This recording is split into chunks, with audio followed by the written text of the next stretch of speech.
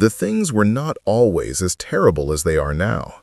Even in 2018, my life was going very well. I had saved for almost a year to buy myself a piece of land. In the fall, a colleague mentioned that a property near his house was for sale. He took me there to see it. It was beautiful, everything I had dreamed of, and also a bargain. So cheap that it seemed suspicious to me. I asked for the reason, and he said he wasn't sure, but he had heard that the previous owners had moved east due to a family emergency. I was still worried about not getting the whole story, so I met with the realtor who was selling it. He told me that all the circulating stories were nonsense. The truth was that they simply couldn't make the payments, plain and simple. The bank had foreclosed on the mortgage and sold it at auction. That's how he came into the picture. He had gotten it for a good price and just wanted his investment back. That seemed fair to me. We agreed on the price and set everything in motion. By the end of the month, I was already moving my trailer to my new home. It would extend my commute a bit, but I didn't plan on keeping this job until spring. The property covered 80 acres. A quarter of it was developed. A few acres of beautiful woods bordered the road. It wasn't until I turned into the driveway and followed it for about 100 meters that the landscape opened up, at least a mile in every direction. If you continued further down the hill, a large pond came into view. Luckily for me, it had only been stocked with fish 5 years earlier. This is where I parked my trailer. It would be my home for the next few years. Between work and the weather, I began to rebuild a shed west of the pond. Sometimes the colleague helped me. Most of the heavy equipment we used belonged to him. The first winter was quiet and passed far too quickly. By my birthday in March, we were just finishing the shed, just in time for me to start the garden. I grew up in the suburbs, but one thing I knew was gardening. Our house was on a corner lot, so it was larger than the others on the street. Every spring, my father plowed a quarter of the backyard and planted a large selection of vegetables. He had grown up in the country and had also been incredibly poor. Often, his garden was the only thing that kept them alive. His father had taught him, and he, in turn, taught me. Most of the time, we didn't get along well, but we shared a love of firearms and growing food. As soon as it was dry, I borrowed the neighbor's old Ford tractor and got to work. On the hill, I marked an area of about 25 by 25 meters. I spent the next 4 days turning over the soil and adding organic supplements and fertilizer. I managed to plant my potatoes before the next storm came. The next week, it rained like the Great Flood. I couldn't plant for at least another week, so I used the time to explore the northwest corner of the property. I had only seen it briefly in the fall. It was a bit difficult to access and in poor condition. The path there was primitive and barely maintained. Any gravel that had once been there had long been washed away. The property to the north was swampy, and no one had lived there for 10 years or more. On my side of the fence, there was a wooded area of about 6 or 7 hectares. I believe it had been logged at some point. Most of the trees didn't seem older than 20 years. The result was a dense tangle of all the bad trees available in that part of Texas. That's why I was fascinated by all the ATV tracks on the ground. My gate was barely more than 4 sections of barbed wire wrapped around a fence post.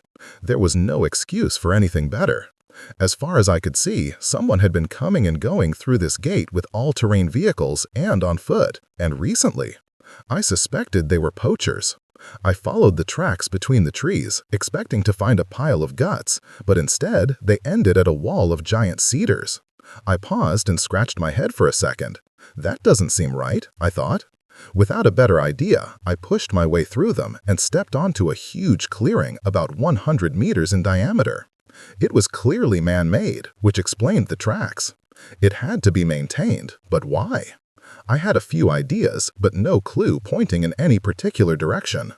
A visit to, and 2 days later, I had 4 trail cameras at my door. I set them up inconspicuously in the area and continued my regular work. The garden was dry enough to plant now. My week was so filled with planting all my favorite vegetables that I almost forgot about the cameras. I quickly drove there and swapped the memory cards. There were fresh tracks everywhere. I downloaded the photos. There were a few men cleaning up the area, trimming trees and so on, but without a clear indication of what they were planning. On the plus side, there was also a photo of a beautiful 10-point buck. Now I knew how I would spend my November. I would just have to wait and see what my visitors were planning. Another week passed. I couldn't wait any longer. A lot had changed in just those 5 days. However, it looked as if an army had passed through there. When I crossed the cedars, my jaw dropped. They had brought tons of irrigation equipment and chemical fertilizers. They had spread so much fertilizer that the forest stank unbearably. I followed the irrigation lines through a hole in the fence about 50 meters away. They led to a spring-fed pond. I had read about such things. It seemed my friends were preparing to grow marijuana on my land, and a lot of it. The photos almost confirmed this. I immediately thought about going to the sheriff, but I reconsidered. I thought they might be arrested for nothing more than trespassing as it was. I would have to wait until I had photos of them planting to be taken seriously. A watched pot never boils, as they say, so I tried to focus on more urgent matters in the meantime. Between seeding the grass, tending the garden, and other things, I stayed busy. That Friday evening, I went to check the cameras and almost ran straight into the growers. Instead of being cautious, I tried to beat the dusk. I was 1.5 miles from the gate, around a curve, and saw a truck pulling out. I slammed on the brakes and reversed as quickly as possible. I wasn't sure if they had seen me, so I pulled into the trees, got out, and watched with my binoculars. I waited to see what they would do. They must not have seen me. A man closed the gate and got into the truck. They drove off in the opposite direction and disappeared from view. It was dark when I returned to the trailer. Since I was almost sure they wouldn't come on the weekend, I went the next morning, bringing additional cameras to place within the growing area. A lot of work had been done in the past week. Hundreds of seedlings had been planted, and the irrigation system was working. I couldn't help but admire the overall work, although the use of chemical fertilizers was unforgivable in my eyes. I concealed the cameras well. I was able to download and swap out the other memory cards. Now I had all the evidence I needed to go to the sheriff. On Monday morning, I drove into town. After asking to see the sheriff about an urgent matter, he invited me into his office. I tried to explain my situation as clearly as possible. His smile confused me. I have evidence, lots of photos of them preparing the ground and setting the plants. They're all on these USB sticks. His answer was something I never expected in a million years. Son, we already know about this operation. It's been running for almost 5 years. That was the first time anyone had suggested they knew what was going on. To hear him say it so casually left me perplexed. At first, I thought maybe he had mistaken me for someone else. "Oh, I think you might be confusing the properties. This place is completely hidden in the woods where no one has been for a long time. It's probably not older than 2 years. I doubt the previous owners knew what was going on. I know they weren't even there for a year." His smile widened a little. I started to see the gleam of his teeth. "Why do you think they moved away so quickly, son? They knew exactly about it. In fact, they brought it to our attention when they stumbled upon it and asked for help. We were ready to close it down, but before we could, the stupid owners were caught spying and told to keep quiet or else. The raid was 2 days away when I got a call from them that they wouldn't testify. Shortly thereafter, they disappeared, leaving the area to the growers. When I finally got a search warrant, the plants were harvested and the growers were gone. I had hoped they would leave the area, but it seems they're here to stay. What could I say to that? I had heard so much in the last few minutes that I thought my head would explode. A feeling of nausea began to rise in my stomach. It seemed I had gotten myself into something, and the thought that everyone had lied to me about this place made me angry. But fear was a much stronger feeling at that moment. I told him I would need some time to think about it. I gave him the USB sticks anyway. As I left, he thanked me and gave me one last piece of advice. "Son, these people have a lot of bad guys on their payroll. No one will blame you if you back out and disappear." I wasn't sure what he was trying to achieve with that. At first, I thought if someone like the sheriff is afraid of these people, I have no reason not to be. It wouldn't be until that Friday that I understood his intention. I stopped at the same spot as before and watched those idiots as they came and went, talking and joking as if it were their property, as if they had the right to be there. Then one of the men threw a cigarette on the ground, and that was the last straw. Everyone in Texas knows that rain is often scarce in the warmer seasons, so scarce that we regularly have runaway wildfires. Seeing these bastards drop burning cigarettes without a thought made my blood boil.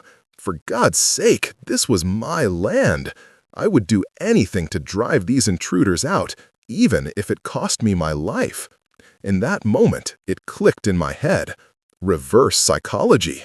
What now? Whatever it takes. That night, I informed the sheriff that I was in. He congratulated me and told me to stay close to the phone. On Saturday morning, I went back to remove the cameras. The sheriff had said we had enough evidence to move forward. The plants were growing fast.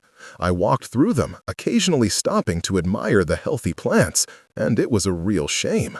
In another world, I might have grown hemp, as my ancestors did in Virginia. This wasn't quite the same, but you get what I mean. But because of our drug laws, that's almost impossible these days. It's funny how life works sometimes. Excuse my little political digression. Back to the topic. I received a call from the sheriff a couple of weeks later. It was a Tuesday evening, and he wanted me to get ready. The surveillance was over, and the search warrants were in order. The next morning, shortly after 9, his deputies and a DEA team stormed the operation. They arrested about 10 people. I was just fixing the fence when I got the call. I don't know why I thought it was all over, and I would soon find out that this was the easy part. The difficult part would be surviving until the trial. That morning, the sheriff told me it might be safer for me to move away, at least until the trial takes place. He didn't have enough personnel to protect me, and I thanked him for his consideration, but this was my home, and I planned to die here.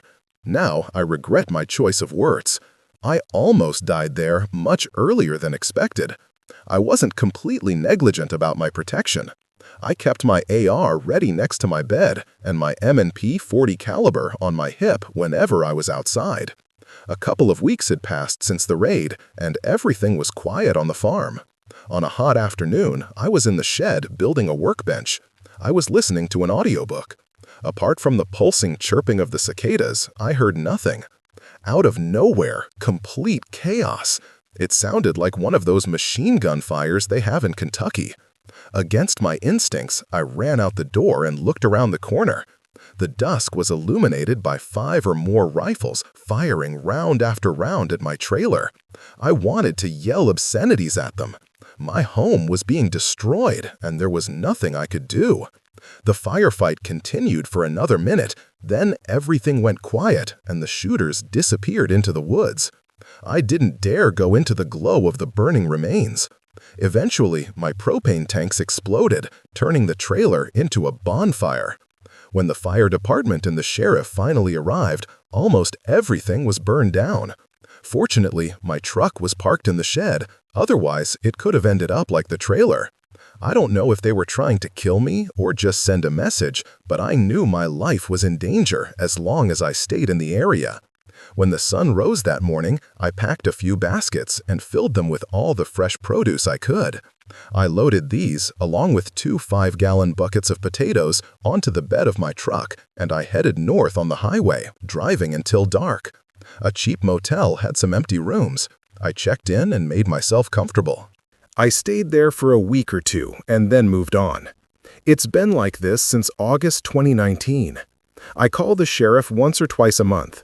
He gives me updates on the case, and I let him know I'm still alive. The wheels of justice turn slowly these days.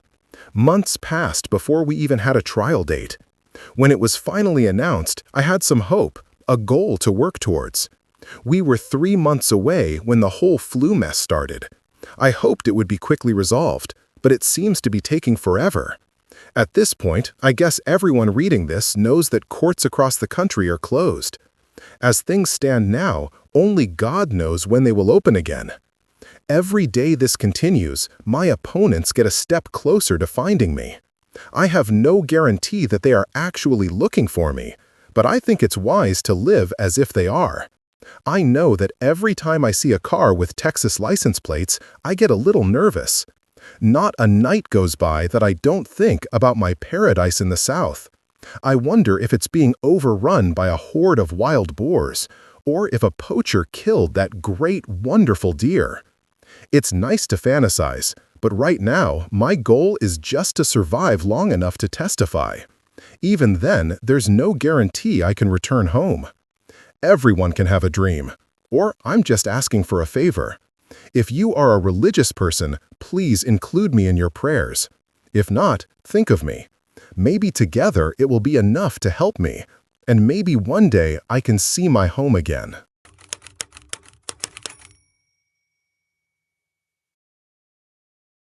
This happened in Oregon, near where I live. A friend from school had a birthday soon. He invited a group of 5 of us to his family's ranch to camp for the weekend. He was a pretty nice guy, and I had just gotten a K9.8 that I was eager to shoot. The ranch is large, about 500 acres, maybe more. When I arrived, the host announced that we would be camping about 8 kilometers away. The spot was on the bank of a river, and we transported our gear in the back of an old work truck to the campsite. 4 of us had brought small 2-person tents. We set them up around the campfire. One of the guys, Damien, said tents were for wimps. He would sleep under the stars like a real cowboy. One of the other guys quickly pointed out that he was a 17-year-old city kid, then called him an idiot, and we all just laughed. I don't think Damien had ever camped before. He stayed quiet for the rest of the evening. Sunset came faster than expected. Instead of cooking our dinner after setting up camp, we started shooting. I just put a can of chili in the fire and relaxed. A couple of the guys had to cook their bacon and other things with flashlights after they burned their food. They shared a Slim Jim and went into their tents. I did the same about an hour later, leaving Damien to enjoy his night under the stars. I fell asleep easily, but was woken up around 3 a.m. by Damien. It had started to rain, and he wanted out of the water. If it hadn't been so funny, I might have been annoyed. Goodbye, real cowboys. Around 7 o'clock, I got up, stepped over Damien, and went to get breakfast. The host, Pablo, was already awake. He had started the fire and was cooking eggs. I wished him a happy birthday and took the kettle off the fire. After partially filling my basin, I put it back. I poured some cold water from the stream into it and washed up. Pablo was done, so I took his pan and made myself some scrambled eggs. I ate them directly from the pan like I do at home. I washed the pan in a bowl of fresh water and left it for the next person. Then I hung my sleeping bag over my tent to dry it. Everyone was up by now, including Damien. We voted on whether to shoot or fish, and shooting won. We took our guns and walked up the hill. 3 steel targets were set up about 50 meters away. Each guy loaded and started shooting. I let Pablo shoot my Mauser as a birthday present. I watched the hits through my binoculars. A car caught my attention in the distance. The road seemed about 800 meters away. Pablo didn't say anything. I assumed the road wasn't on his property. The car stopped and 3 people got out. I ignored them and looked back to watch my friend shoot. A minute later, I heard a whistling sound pass by my head. I knew what it was. I was surprised that a ricochet could travel that far. And just as I was about to say something, another shot came, closer this time. For a moment, I was confused. No one had shot at that point to cause a ricochet. Then I realized, run guys, someone is shooting at us. I ran to the truck. I looked back and everyone was looking at me. Damien laughed. They continued playing with their guns. Another shot kicked up some dirt. Everyone except Damien saw it and started running toward the truck too. Damien must have thought it was a joke. I'm not that stupid, guys. No one is here. Meanwhile, we all hid behind the truck and yelled at him. Another shot hit the windshield, making a big hole. Damien finally realized it was serious and ran to the safety of the truck. Everyone was shouting, trying to see where the shots were coming from. I looked through the binoculars and saw the parked car. I moved to a bush behind it. I could see some figures moving. Without thinking, I shouted in their direction. Two of the guys opened fire with their rifles. I was only scared because they were shooting at our direction. That didn't mean it was intentional. The stupidity of it only hit me later. Pablo and I yelled at them to stop. Then it went quiet. The shots stopped. From the hill, we watched them run to the car and quickly drive away. We all breathed a sigh of relief. One by one, each camper left cover to inspect the damage. The windshield was the worst. Two more shots had hit the front fenders. I noticed my hands were shaking uncontrollably. But no one had been hurt, and that was all I cared about. The flight was obviously over, and Pablo suggested we return to the house. I assumed it was to contact the sheriff. I was just taking down my tent when I heard a "hey" from inside. It was Damien. I noticed a large wet patch on the front of his pants. He saw my reaction and lowered his head. I felt bad for him and walked away for a moment. A few seconds later, he came out with a new pair of pants. I went back to take down the tent. Damien was the last one to load his bag into the truck. We had all waited. A friend asked why he took so long. His eyes briefly met mine. He hoped I wouldn't tell the others, and instead, I told the friend to shut up and get in the truck. Damien smiled and jumped into the bed with us. The drive only took a few minutes. Pablo went inside to tell his father while we waited. They came out a minute later. His father silently looked at the damage, his jaw almost on the floor. "My God," he said. He said it so quietly that the last words were unintelligible. "Are you sure none of you are hurt?" He asked so loudly and quickly that I flinched. Everyone shook their heads in turn. He looked at us for a moment and then said we should relax. Pablo and his father went inside a moment later. I heard his father telling his wife that the sheriff was on his way. When he arrived, he asked a lot of questions. The first was why, and we had no answer. Then we had to show him where it happened. We took him there and stayed for about 30 minutes. The sheriff suggested we should all go home and tell our parents about the incident. Each of us packed our things and drove off. My parents didn't seem to understand how serious it was. My father assumed it was an accident and brushed it aside. My mother followed suit. On Monday, I asked Pablo if he had heard anything from the sheriff, but there was nothing. We were all busy with graduation, and the shooting faded into the background. When I had time to call, I was told that no one had been identified. Then I lost hope for a resolution. Without a why, what could they do? Nothing has changed in the 2 years since then. Given the current state of the world, all classes at my university have been canceled. Since then, I've been lounging around at my parents' house. About a month ago, Pablo called and asked if I wanted to go shooting. I said yes and drove to the ranch. We took his Jeep to the creek to set up new steel targets. I was excited to be the first one to shoot. I was just loading a magazine and happened to look up the hill, saw the road, and the whole thing came flooding back to me. A feeling of unease gripped my stomach. My palms started sweating. Pablo put his hand on my shoulder and suggested we could shoot from behind the Jeep if I wanted. We both laughed and I declined the offer. That joke made me feel much better, and we had a fun day shooting afterward. But my episode that day taught me something. Now I know that even if you are able to forget something terrifying or traumatic, only a small thing, no matter how insignificant, can bring everything back up to me.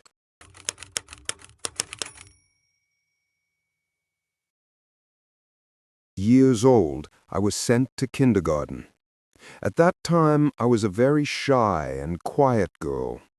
I was alone when this chubby boy approached me. Let's call him Ander for this story.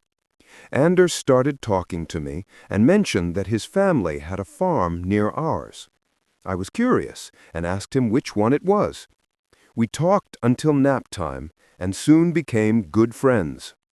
On weekends, one of us would drive with our driver to the other's farm to play. There weren't many children in the area, so most of the time it was just the two of us. In middle school, we were like siblings. He was even my first kiss, although it meant nothing to either of us.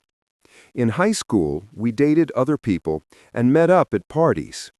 I don't think either of us looked at the other in non-platonic terms. This continued until our third year. I was excited about the prom, but no one had invited me. I heard that Ander didn't have a date, so I asked him. He said yes, but as a favor for an old friend. On the night of the prom, some of our classmates rented a hotel room for a party. We both drank too much and ended up kissing. The next day, we talked about what had happened. Eventually, we decided we should start dating, if only to make sure it wasn't the alcohol that caused our actions. We dated for the rest of that year and the following year, and it went well. When the time came, we lost our virginity to each other. It was special, but the relationship didn't become very intimate. Basically, we were the same friends as always. The only difference was that we didn't date others and occasionally slept together. Overall, it was perhaps the happiest time of my life. Ander always treated me well, and even when I went to college, he understood that breaking up was for the best. We stayed in touch, calling each other about once a month. That's how I learned that he started dating one of our classmates. Sarah was our age and a very nice girl. She stayed in town and attended our local community college. When I visited during the holidays, I would go out with them. They were a very lovely couple, and I told them so. However, Sarah's past was not happy. As far as I heard, she had been abused as a child. This had caused significant damage to her psyche, and she had tried to commit suicide at least once during high school. She was institutionalized and came back much happier in her freshman year of high school. We all assumed she had overcome her demons and that the self-destructive behavior was a thing of the past. That's why her disappearance and presumed suicide were so disappointing to everyone who knew her. According to Ander, they had an argument during dinner or over something equally trivial. After that, she gradually became more distant. One afternoon, she was supposed to go to his house, but never arrived. Ander called several places looking for her until he finally reported her missing the next morning. A county-wide search was initiated, and her car was found at a rest stop next to one of our largest bridges. There were no signs of foul play, so the case was considered a probable suicide. I heard about it on Facebook and called Ander to express his condolences. We spoke briefly, and it was clear that her death had hit him very hard. The following years passed quickly, and before I knew it, I was graduating, with no real prospects. I thought it would be best to move back home. My father could always use a helping hand. Ander's mother, his last family member, had died the year before Sarah's death. He inherited the farm and some money. He invested in some pigs and a lot of chickens. And by the time I returned, the chickens were already laying eggs. They were those free-range chickens popular in upscale restaurants. They were smaller than usual, but very tasty. Ander and I started dating again, and soon we realized we still had feelings for each other. The relationship developed quickly until I was staying with him almost every night. In the meantime, a new district attorney was elected who reopened Sarah's case. No one knew why, and I don't know the reason, but that's actually not important. What is important is that she had several influential friends, and with little more than a gut feeling, got a search warrant for Ander's house. He wasn't home when it was executed. I had just gotten a job working with disabled children at a daycare center. Ander never knew it happened, let alone that they found blood. They sprayed luminol in several rooms. Small amounts were found in the kitchen cabinets, but the largest amount was found around the bathtub and the drain. I walked around completely unaware for another 4 months. DNA tests had confirmed that all blood samples belonged to Sarah. I was back at work when Ander was arrested. For some crazy reason, he didn't immediately ask for a lawyer. He was well off. He could have afforded a great lawyer if he had wanted one. Instead, he allowed himself to be interrogated for hours. Maybe he thought he was smarter and could convince them they were wrong. If that was his thinking, his arrogance was his downfall. For more than 4 hours, the police officers tormented him. He always had a plausible explanation for every question. Why was there blood in the... Maybe she cut her finger while preparing a meal. Why did we find so much blood in the shower and the drain? Maybe she had a nosebleed. I wish she were here to answer your questions. This fight continued until one of the officers tried a new approach. Can you explain why you were seen driving Sarah's car toward the bridge the night she supposedly disappeared and returning on foot the next morning by the same person? I'm paraphrasing, of course, but something similar tripped him up. No one had seen anything like that. Ander didn't know that when he answered. They knew they had him, and they attacked. Soon after, he broke down and confessed to killing her. They finally got the confession they needed, but one question remained. Where was Sarah's body? Aside from admitting that he dismembered her and disposed of the parts, the full story never reached the public. I only found out because I was at a restaurant with a police officer who was involved in the case. He was a friend of ours, a few years older. He was drinking with us. He had drunk a lot, and one of the guys pressed him to reveal some inside information. Then he told it. Personally, I wish I hadn't heard it. To keep it as brief as possible, after dismembering her body in the bathtub, he intended to bury the remains in one of the pastures. He changed his mind, mainly because he feared coyotes or other scavengers would dig them up. Our friend hesitated.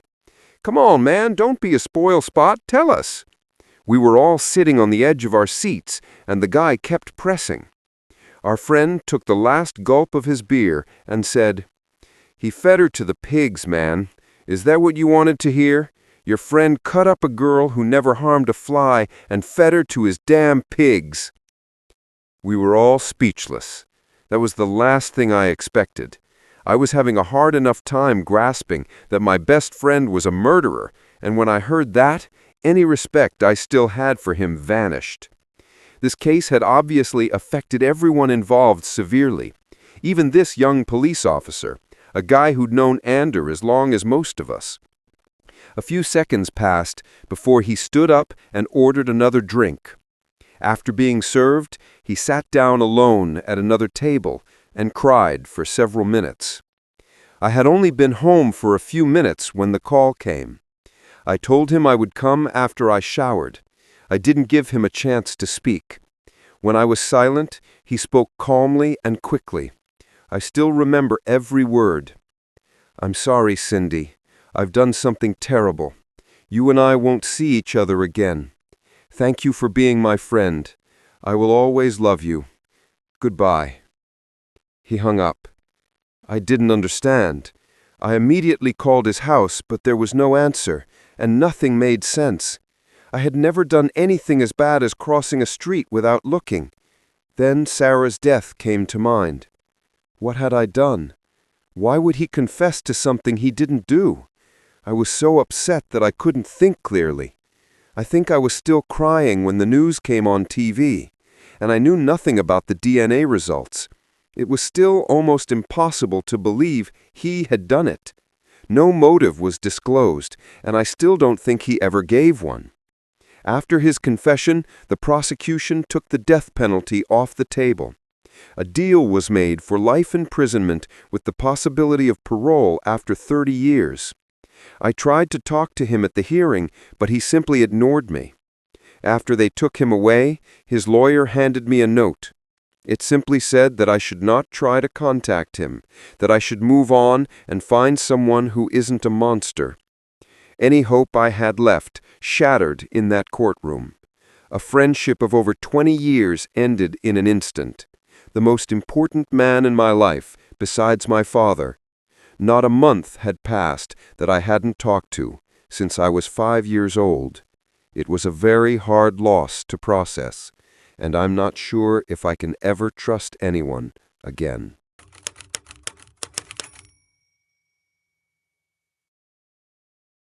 I hope to be able to run them all year round. Just last year I found 30 acres near town. This particular property was part of a large farm, but was partitioned off for a family member of the owner.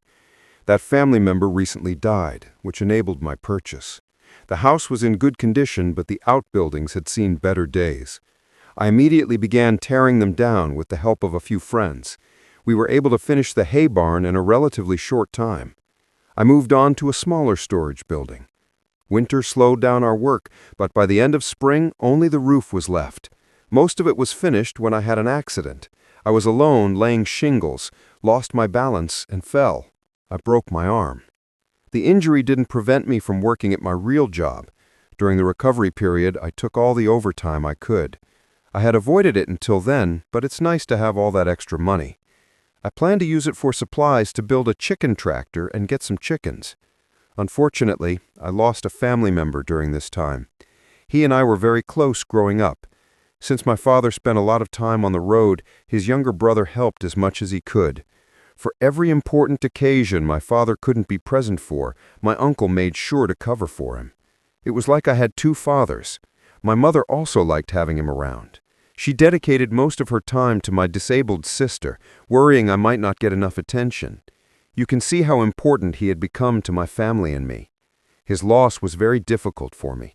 I found myself thinking about his death more than I should, until last week when I made a disturbing discovery in the workshop. My doctor had given me permission. The cast was off, and I was free to work on the farm again. My friends had finished the shingles for me, so I moved on to the last job, a fairly large building used for woodworking. The benches were still in good condition. I disassembled them and stored them. After a superficial inspection, I determined that the frame was still solid, so I started lifting the floor. The boards were rotten and full of holes. I was halfway through when I found an old tin box under a loose board. It was square, about the size of a lunchbox. Inside, I discovered some old pieces of jewelry and a pile of photographs. The jewelry included a few rings, an old lighter, and even a metal buckle with a loop. The photos had been placed face down. I took a stack and turned them over. Most were of young women, nude or partially clothed. They seemed to be from the 80s and 90s. Many were old and faded. As I looked through them, something struck me as odd. Soon I realized what it was. None of the women were smiling. Many of them actually seemed frightened. I started turning them over and found that a name and a year were written on the back of each one. Mia Sylvia, 1991. Stephanie, 1983. I counted and found a total of 42. These weren't the usual dirty pictures. The models didn't seem happy that these photos were being taken. I had a terrible thought in my head. I had seen something like this before. I watched a documentary about a serial killer. The police had found stacks of photos in his house. Many of the women had not yet been identified. I also remembered that some murderers like to keep items from their victims. I took a plain gold ring from the box. I turned it until I saw a name engraved. The name matched one of the women in the photos, a scared blonde from 1981. A chill ran down my spine. Had I found the secret photo stash of a serial killer in the middle of Kansas? That's where my theory began to fall apart. I did some research and couldn't find an active killer at that time, not in this part of the state. Maybe I had jumped to conclusions and the photos weren't so bad. I considered the possibility that these deaths had gone unnoticed. It's hard to believe that 42 women could disappear without anyone noticing. 42.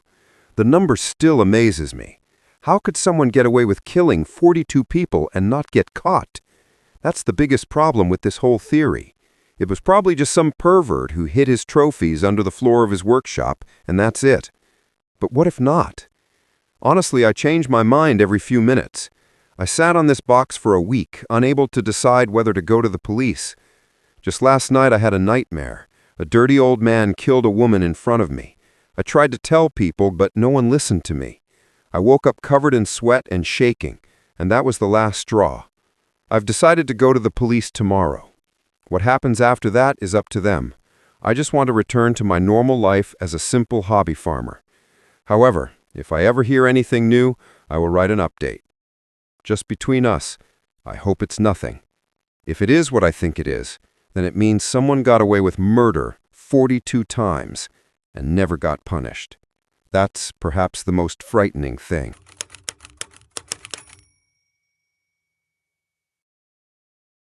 In the last month, our farm has been under siege. Although there have always been coyotes in the area, they have become much bolder lately. More than once I have gone out in the morning and found tracks near my house. If they were my only problem, I wouldn't be so worried. But at the end of June, my children claim they saw pigs roaming in our neighbor's woods.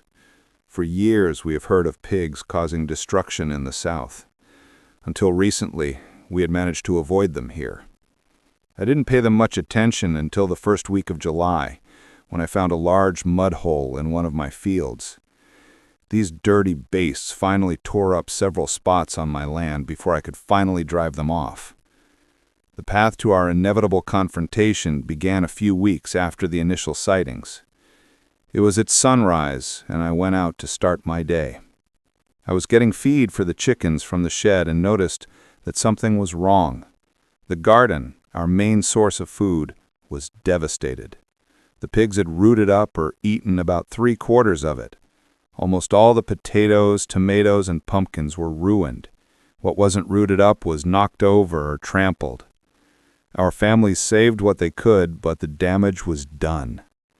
In a normal year, that would make life difficult for at least 9 months, but in our current crisis, this was a disaster.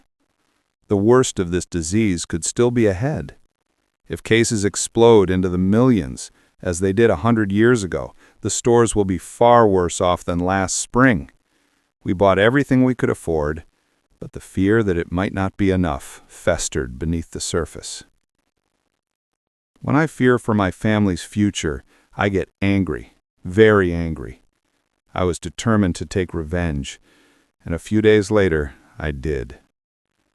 I bought a few bags of corn and mixed them with diesel. I buried the mixture in a couple of places in the field. Now all that was left was to wait. My wife prepared a thermos of coffee for me. I took it with my rifle into the shed and planned to stay awake every night until they returned. Fortunately, I didn't have to wait long. Around 5 a.m., my wife suddenly woke me up.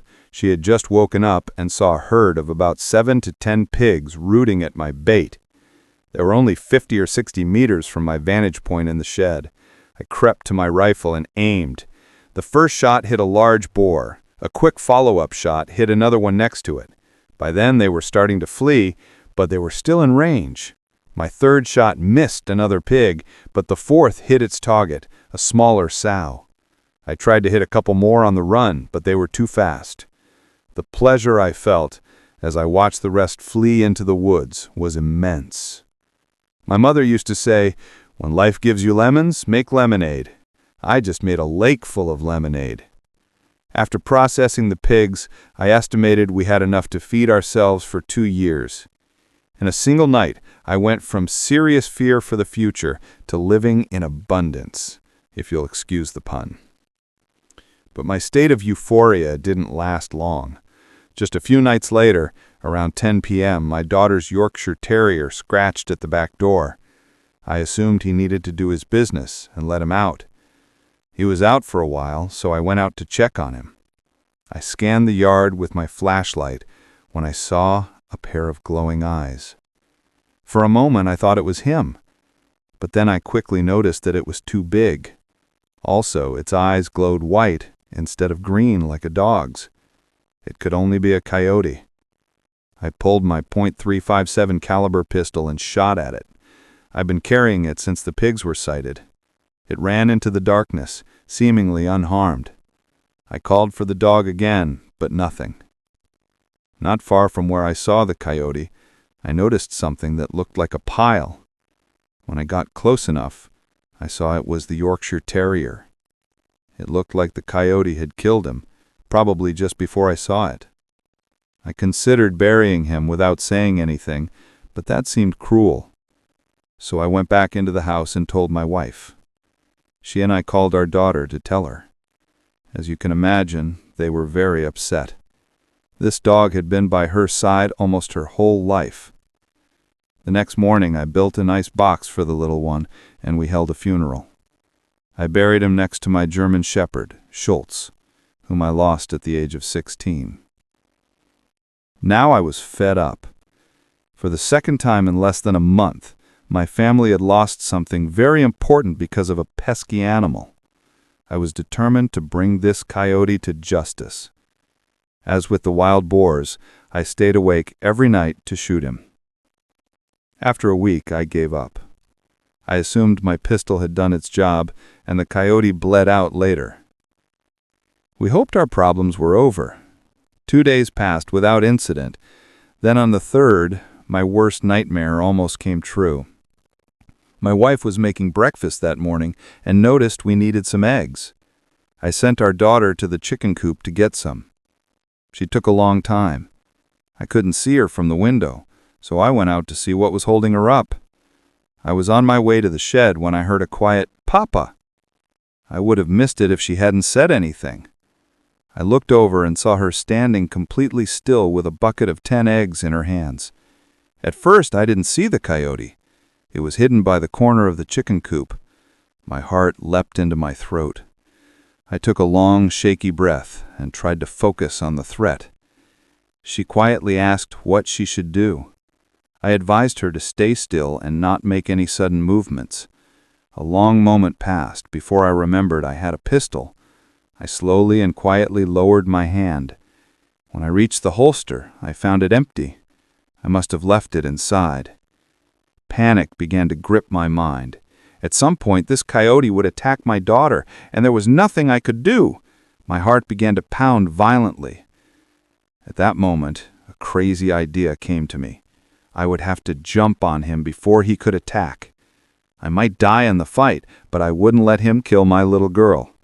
It had to be now. I took a deep breath and let it out slowly, and just before I pushed off my feet, a loud crack broke the silence. It surprised me and made me flinch. Another quick one followed. The coyote was thrown to the side. It didn't move after that. My daughter and I turned to the sound of the shots, and there was my wife with my .357 caliber, a look of disgust on her face. She had never looked so beautiful as in that moment. My daughter started crying and ran into my arms. I called my wife over, and we had a big family hug. Our son missed all the excitement. He came out while we were having our moment of togetherness and asked why we were shooting. I couldn't help but laugh. After everyone calmed down, I dragged the coyote to the far fence and threw it over. That was something my grandfather used to do. He said it would keep the coyotes away from the farm. I'm not sure if it works, but at this point I'm willing to try anything. When I returned to the house, breakfast was ready. It was perhaps the best meal I've ever had. Almost 2 weeks have passed without incident. I can only hope my animal problems are over. I still carry my pistol with me, just to be sure. Maybe we won't be so lucky again. This mess reminded me that we shouldn't take life for granted. Hold your loved ones close. At any second, one of us could be lost. Every day, remind your family that you love them, and live each day as if there were no tomorrow.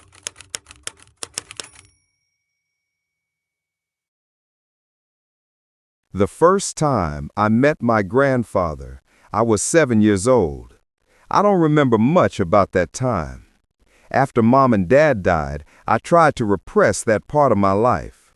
Facundo and I were left with no family except for my aunt who lived abroad, so Mom's father was the only remaining option. Grandfather Benito lived on a 500-acre farm in southeastern Montana. He had been raising sheep there since immigrating from Scotland in the 1900s. When we arrived, it was lambing season, and neither of us had any idea what to do. But Benito was a patient teacher.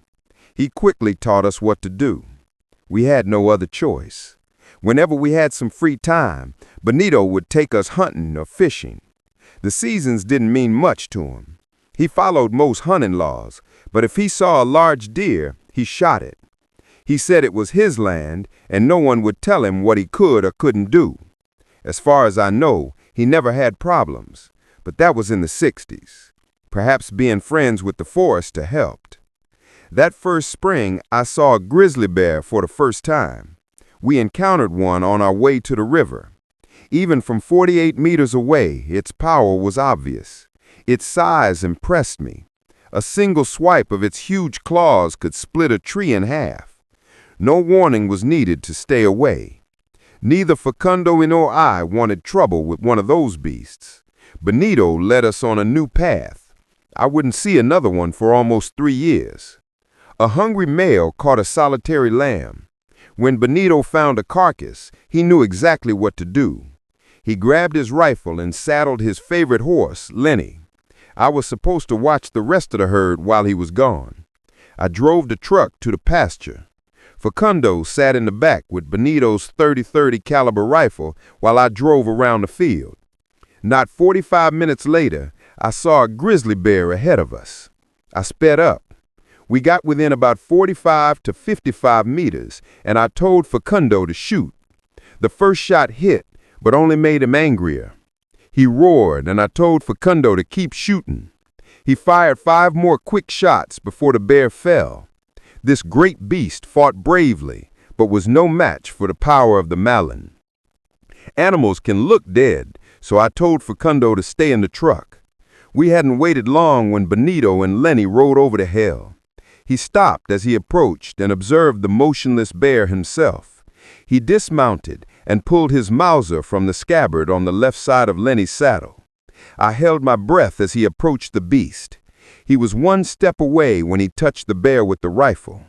Once, twice, 3 times, but nothing. The monster had truly fallen. A 13-year-old boy had defeated one of Mother Nature's biggest predators. When I knew it was safe to breathe, I ran to the grizzly bear, Facundo right behind me. Benito's working face showed a smile, the first and last I can remember. I'm not sure if I should believe it, but I certainly saw it. "You're a man now, son," he muttered, his Scottish accent coming through. Despite small bouts of jealousy, I idolized my younger brother. Benito playfully ruffled his hair and shook his hand. Had I known that this day would be the pinnacle of our time with Benito, I might have enjoyed it a bit more. Since everything we did was a learning opportunity, Benito took out his knife and gave us a lesson on field dressing a grizzly bear.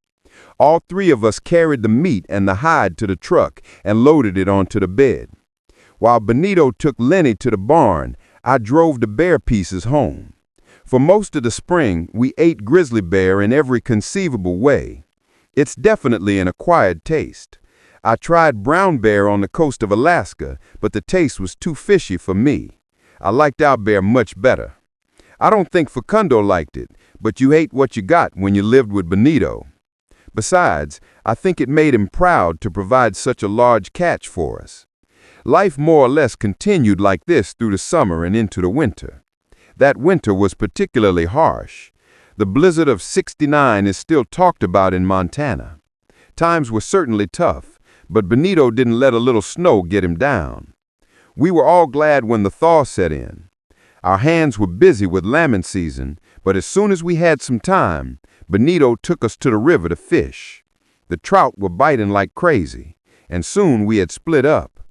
I never got the full story from him, but I believe he saw most of what happened that morning. We all knew there would be grizzly bears in the area. Fish are among their favorite foods. By this time, Facundo and I had gotten used to looking out for them. I have no doubt that both animals simply surprised each other that morning. If you encounter a grizzly saw with her cubs, she will charge. A fishing rod might look like a rifle to a bear. Whatever she may have thought, Facundo didn't stand a chance. Benito was the only one carrying a weapon, and it was already too late to do any good. He managed to fire a couple of shots, but I think the fact that she had cubs made his aim a little inaccurate. Perhaps he was also hesitant to orphan those cubs in that moment. Benito was certainly devastated by what he saw, but I don't think he blamed the bear for her reaction. The rush of the water was too loud for me to hear the attack. The shots were the first thing that got my attention, followed soon by that terrible wail. That's when I knew something very bad had happened. When I arrived at the scene, Benito was holding Facundo in his arms, crying and groaning. At the sight of him, I broke down.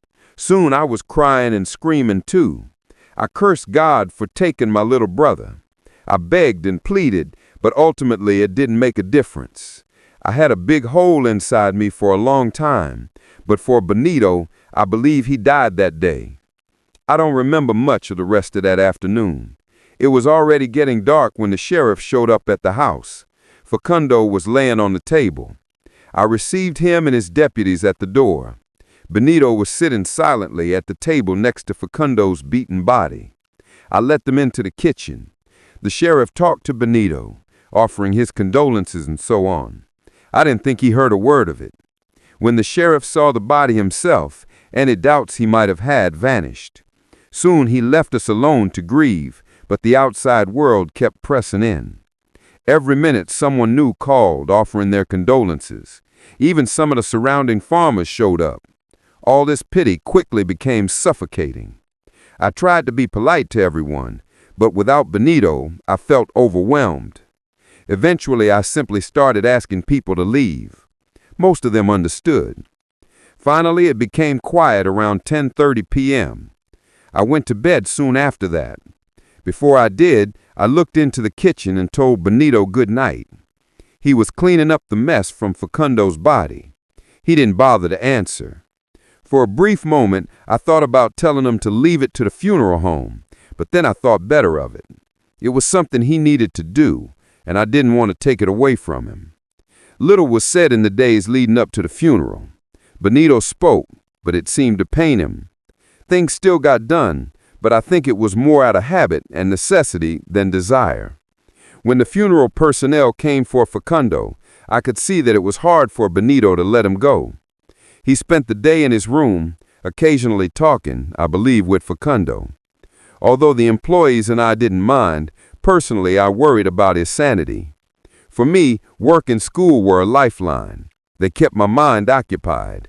I knew that if I sat all day and thought about things, I would soon lose my mind.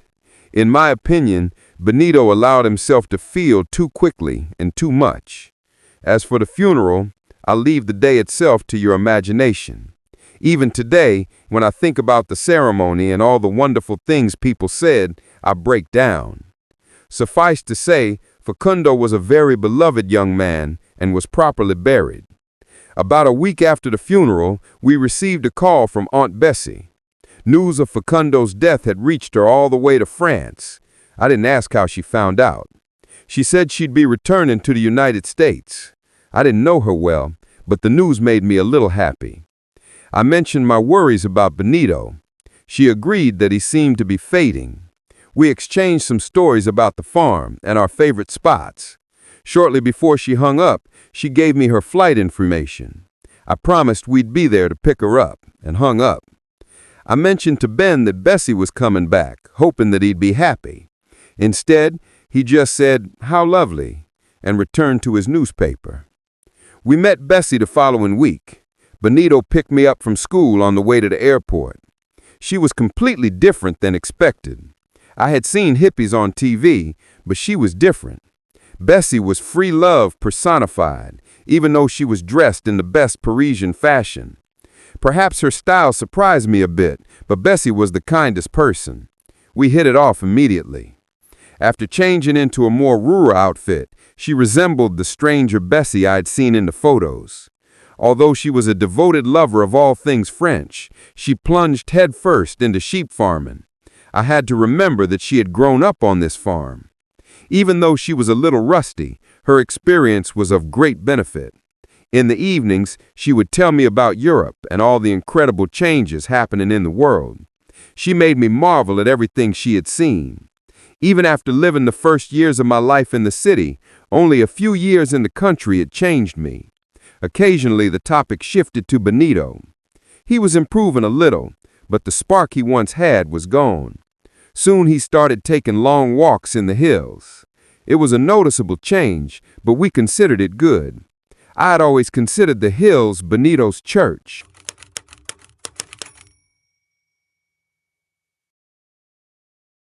It was the late 80s when I was working at a seed and feed store in the northern U.S., and one day I noticed an advertisement on our community board. It was for a job as a caretaker on a nearby farm. That piqued my curiosity, so I called. It turned out the job was temporary, which made it even more attractive since I had wanted to move back to Florida for some time, and the higher pay would allow me to do so sooner. The number on the ad belonged to the owner's children. They needed a caretaker to replace their old father, who had suffered a stroke the previous month and was expected to need 6 to 9 months, possibly longer, for rehabilitation.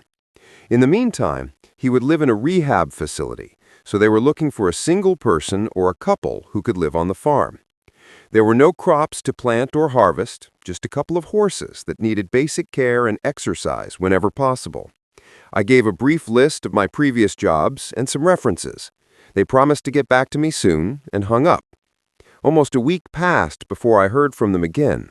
They wanted to offer me the job, which I naturally accepted, and I moved in that weekend. The place was nothing special, a modest 3-bedroom house and a couple of large outbuildings on 125 acres of land.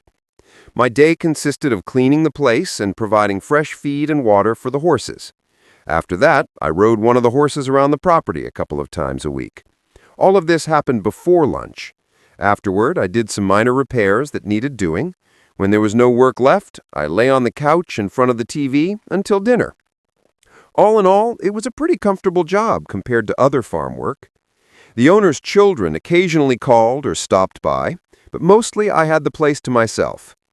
I had been there about 7 months when my preparation for lunch was interrupted by a knock at the door. I opened the door and was greeted by a group of men in suits and FBI jackets. They handed me some papers and said they had a search warrant for the property. I had no idea what to say, so I told them the circumstances and that I would have to call the owner's family. They seemed a little annoyed, but they understood. I called the family, and they told me to let them do their job and stay out of the way. They would contact their lawyer, and he would take care of it. I said that was fine and let them do their work. They seemed to be looking for something specific, as they left the house alone and searched the buildings instead. A truck with a trailer carrying an excavator drove to the back of the property. They disappeared out of sight, and I continued making my lunch.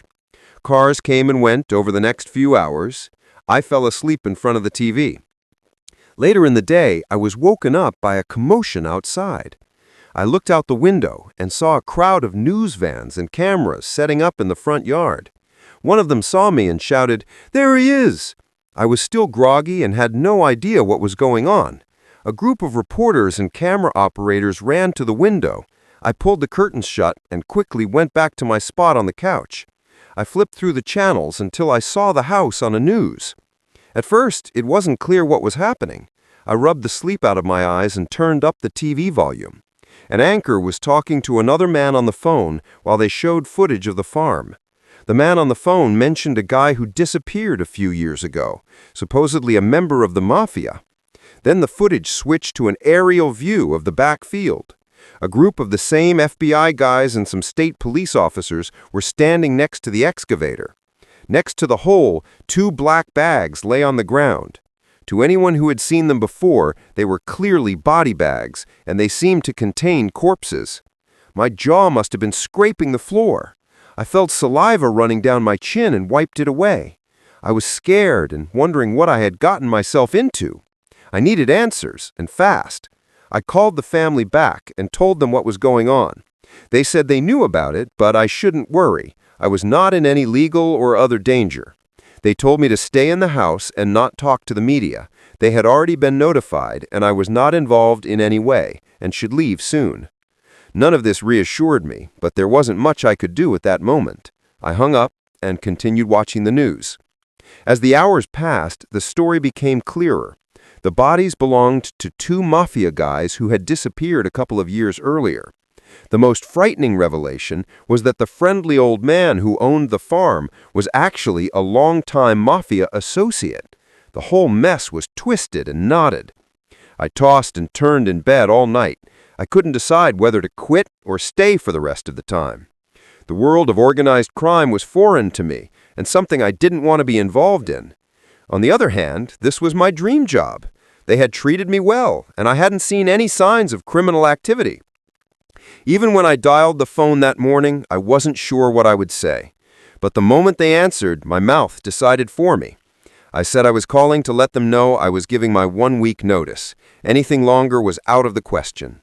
Although my time on the farm had been wonderful, the recent events heavily burdened my mind. The owner's daughter was the one who answered. She tried to convince me not to quit, but I guess she could tell I was scared and quickly relented, thanking me for the great job. For a moment, I felt a twinge of guilt, but my mind took control. I thanked her, and we ended the conversation. The media had also disappeared, so I could finish my week in peace. The federal authorities must have gotten everything they needed on that first day, because there were no more signs of them after that. The next day, I rode one of the horses to the burial site, mainly out of curiosity. The hole had been filled, and apart from tire tracks, the area looked normal. I don't know what I expected. Soon I lost interest and returned to the barn. On the morning of my move, the owner's children showed up to give me the rest of my pay and say goodbye. They would stay in the house until they found a replacement. I recommended a few people and gave them their numbers. We had a brief conversation until I loaded my last belongings. They wished me good luck, and I drove off. I steered my truck south toward Florida and arrived a couple of days later, and I've been here ever since. I was going to stop here, but I realized that some of you might ask what happened with the case. Well, the fact is, I had no idea until I did some research before writing this report. It seems that nothing happened for a long time. The federal authorities had some suspects, but no one was talking. Then, shortly after the start of the new millennium, they got the witnesses they needed. A lot of the gangsters involved were convicted and will likely die in prison. I have no idea what happened to the family that owned the farm. The job was great, and they treated me very well, but that's where it ends for me. Behind closed doors, they were involved in some very dark things I wanted nothing to do with. I'm a simple guy, and my life has been great since then. I don't regret leaving that place for a second.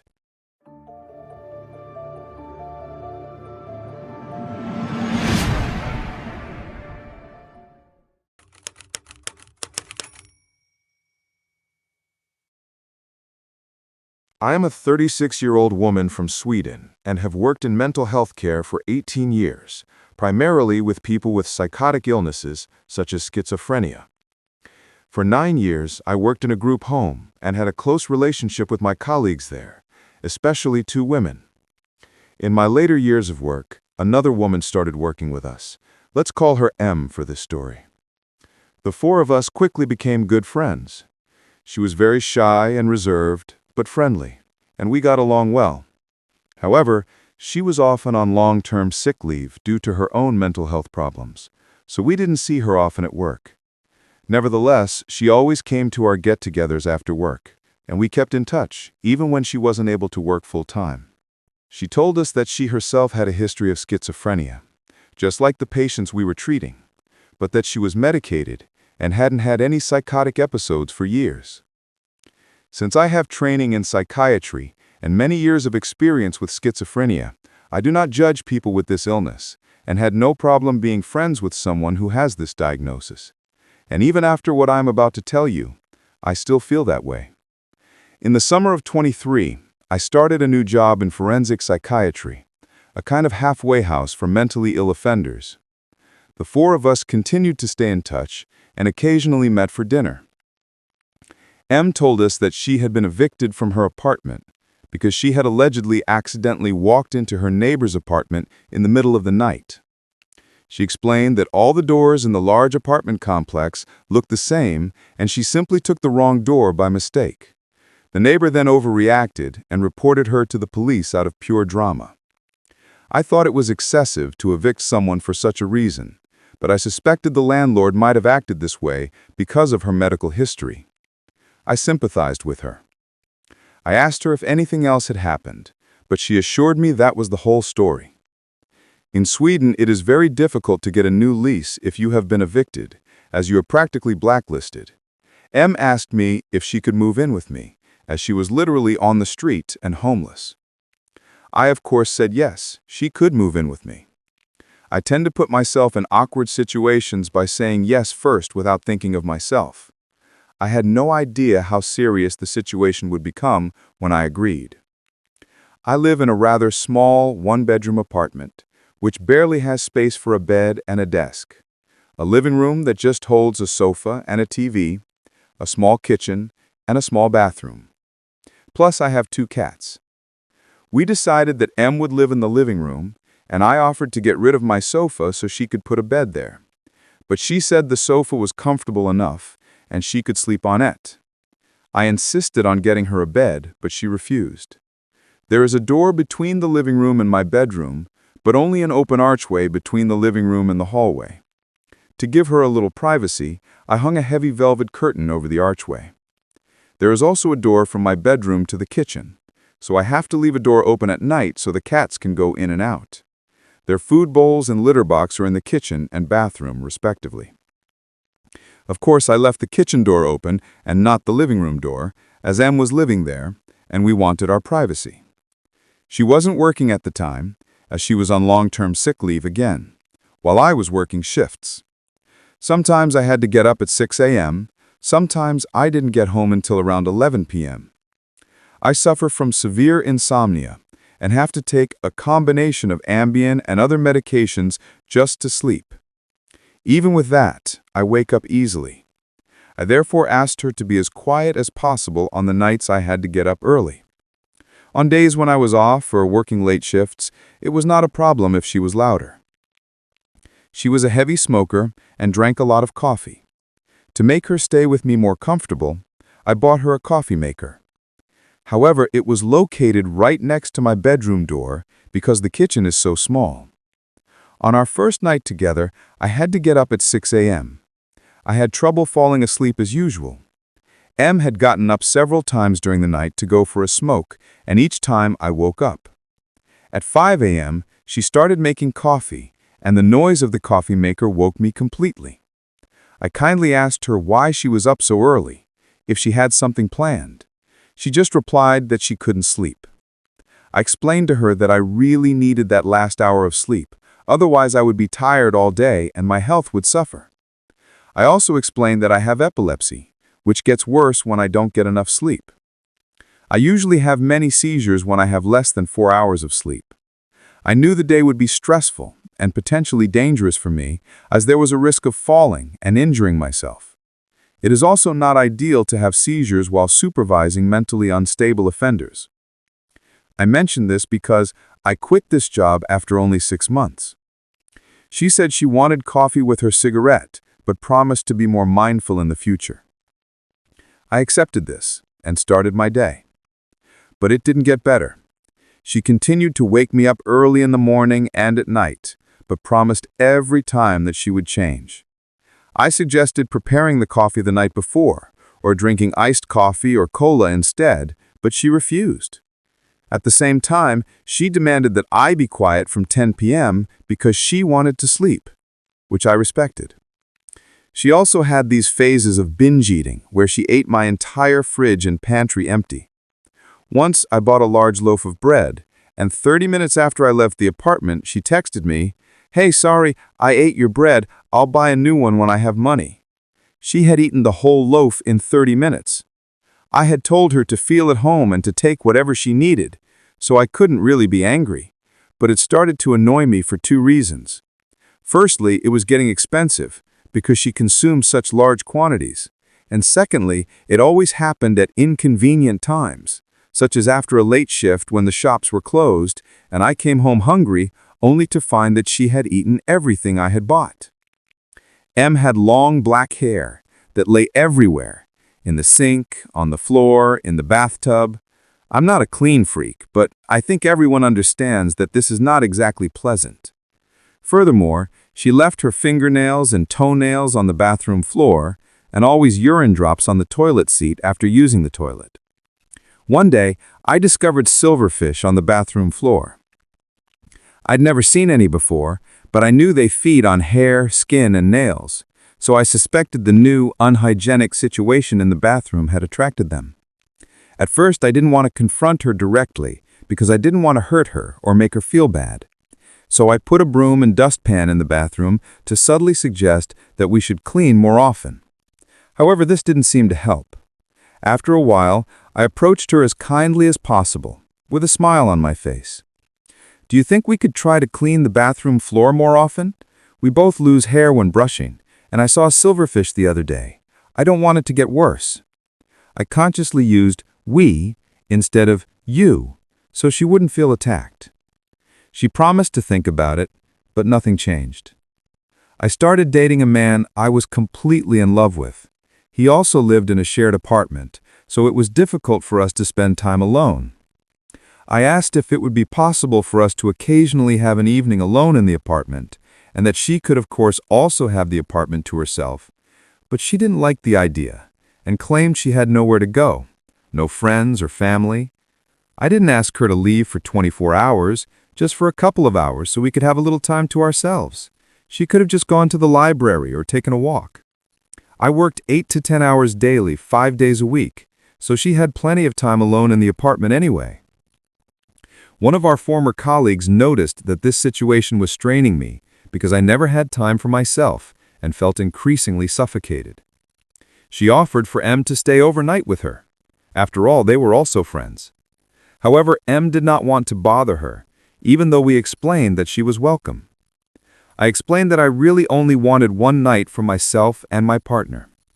After some back and forth, she finally agreed and spent one night there. The following week, I spent a night elsewhere so she could also have some time to herself. But when I came home the next morning, my cat's water bowl was completely dried out. There were no spilled water residues on the floor. It looked like someone had wiped the bowl with a cloth. I had filled it to the brim the night before.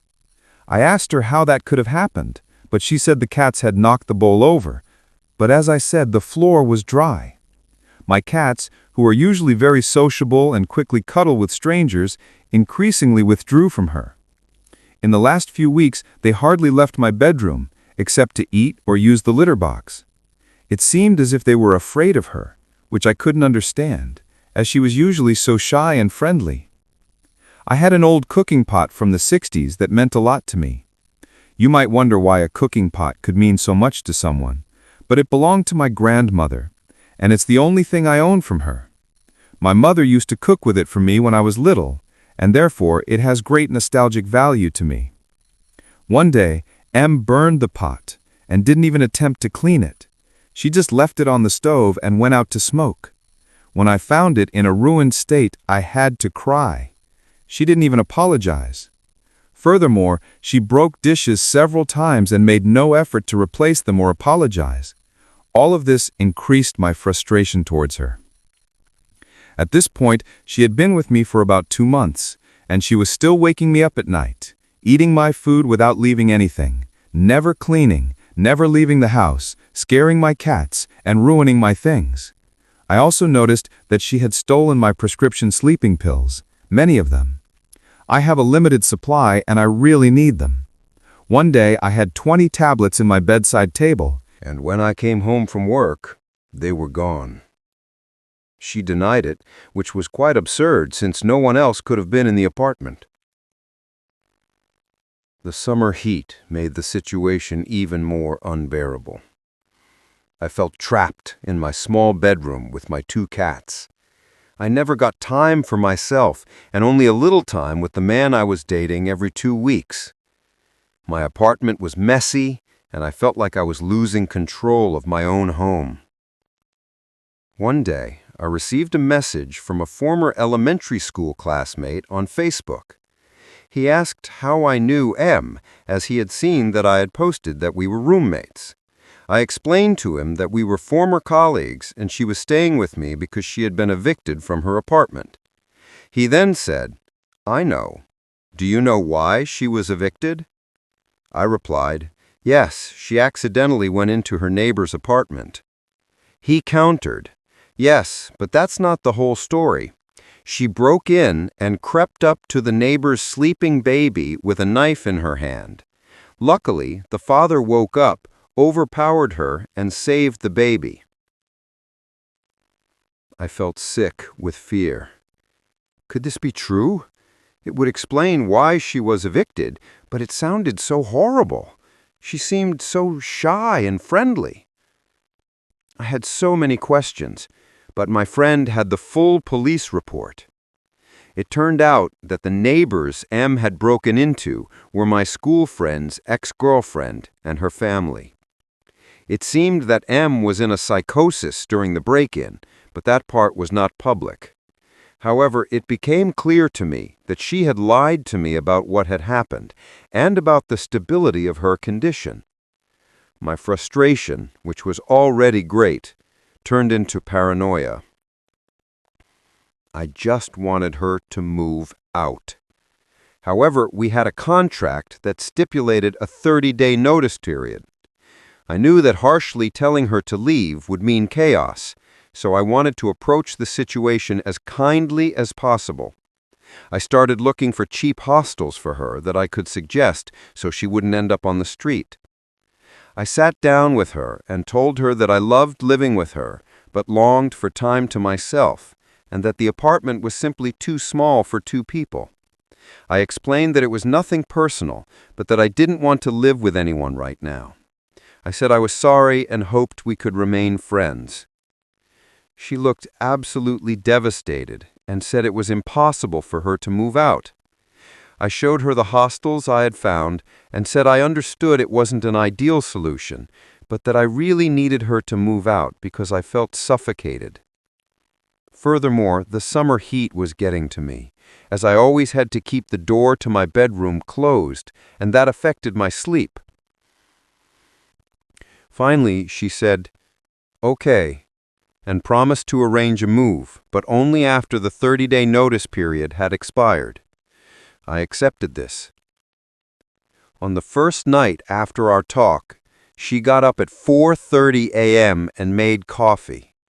I was close to a nervous breakdown. I was supposed to get up at 6 a.m. but couldn't fall back asleep. In the morning, I asked her for what felt like the 10th time to wait with making coffee until I was up, but she didn't even answer. She just sat on the sofa and stared out the window. I said, "M," again, but she continued to stare. I was frightened, but left the apartment to go to work. She continued to act strangely, continued to make a mess, woke me up at night and ate my food, and all I could think about was the story with the baby and the knife. Finally, I was so annoyed by the noise of the coffee maker that I unplugged it and stored it in my attic, which she had no access to. It might seem childish, but I was completely exhausted. The next night, I woke up at 4 a.m. because she was making coffee in a saucepan on the stove, not my grandmother's, as that was already ruined, but another one. I tried to talk to her again and explain the situation, but she didn't answer. Instead, I took the saucepan and also brought it to the attic. I know it sounds ridiculous, but I was desperate and just wanted her to stop these nightly coffee rituals. On the 3rd night, I had the man I was dating stay over because I was becoming increasingly paranoid about her strange behavior, her silence, and her staring. I woke up from my light sleep when he nudged me and whispered, "Look at the door." M was standing there silently, staring at us. It was like a scene from a horror movie. Her long black hair fell into her face and she didn't move. I said nothing because I thought she was just standing there briefly to get something, but after a while I realized that she was actually just staring at us. It reminded me of the end of Paranormal Activity, when Katie just stands there and stares at Micah. Finally, I sat up and asked, "What are you doing there?" Before I could finish my sentence, she slammed the door shut. I heard a metallic sound drop on the floor and saw her running into the living room. When I got up to see what had caused the metallic sound, I discovered a kitchen knife on the floor. That was the sound I had heard before she ran off. I took all the knives in my apartment and also brought them to the attic.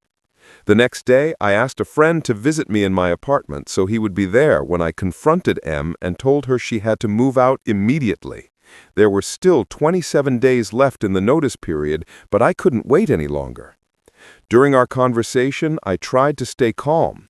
I knew she had a mental illness and probably didn't mean any harm. Despite my frustration, I didn't hate her. I was much more scared and exhausted. But M did not respond to my words. She just stared out the window. Then she left the apartment and sent me a message instead, writing that it was disrespectful of me to bring a friend into her apartment. That night, I thought it would finally be quiet. No coffee maker, no saucepans. But at 3 a.m., I woke up because she was burning dry coffee grounds in a frying pan. At that moment, I was completely terrified. Her face was expressionless and her eyes looked empty and black. I suspected she was in a psychosis. I extinguished the fire and she ran back to the living room without a word. The next day, she had an appointment with her psychiatrist. While she was gone, I packed all her belongings. I sent her a message explaining that she had to pick up her things and give me back the keys. I offered to pay for a hostel for the remaining 26 days. She didn't respond. The man I was dating stayed with me to support me in case there was a confrontation. But M only briefly stopped by to hand me the keys without a word and left. Our former colleagues, who were friends with both of us, later reported that M had moved in with a man she was dating. She stayed with him for a few weeks and then surprisingly found her own apartment. She also started working again, and I was honestly glad to hear that she seemed to be doing better. However, in January 2024, a former colleague told me that M had called her and was talking nonsense. She said everything must burn and spoke of a baby she had to save. Then she set fire to her entire apartment because the voices in her head had commanded her to burn everything to save her friends and family. Her neighbors tried to rescue her from the fire, but she fought against them and even poured alcohol on the flames to intensify the fire. She was arrested and brought to court. Last week, she was convicted of severe arson. She will serve her sentence in a psychiatric facility or a prison, possibly forever. Ironically, she could end up in the facility where I used to work, exactly where she herself once worked. One of our colleagues was a witness in the trial and said that M had stopped taking her medication because she believed it made her feel numb or emotionless, and that she was stable enough to manage without it. However, that was not true. She had also stopped taking her medication during her last weeks in my apartment. When she was staring into space, she was actually slipping into a psychosis. When she stared at me with a knife and burned the pan on the last night, she was already deeply caught in her illness. It is scary to think about what could have happened to me and my cats if she had stayed, or if I were a heavy sleeper. I also often think about what would have happened to the baby she approached with a knife that time. And yes, I know it sounds crazy that I didn't just kick her out back then, but the situation was complicated. I haven't talked about it because my friends still feel compassion for her and downplay my experience. They believe I dramatize things more than they really were. I understand them to some extent. They never saw the darkness in her eyes that I experienced in the last few days.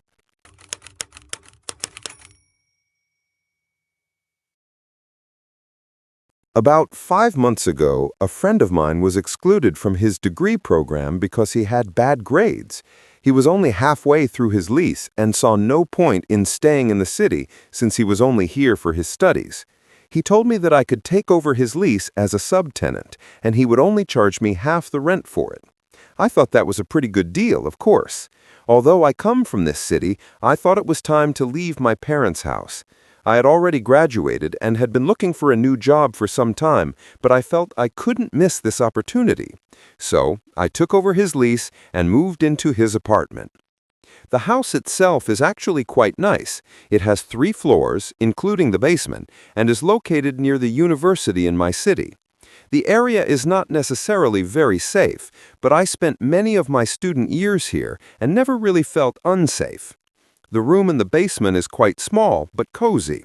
The other room down here belongs to a girl who is currently a student, and she is quite quiet. In fact, all the girls who live here are good roommates.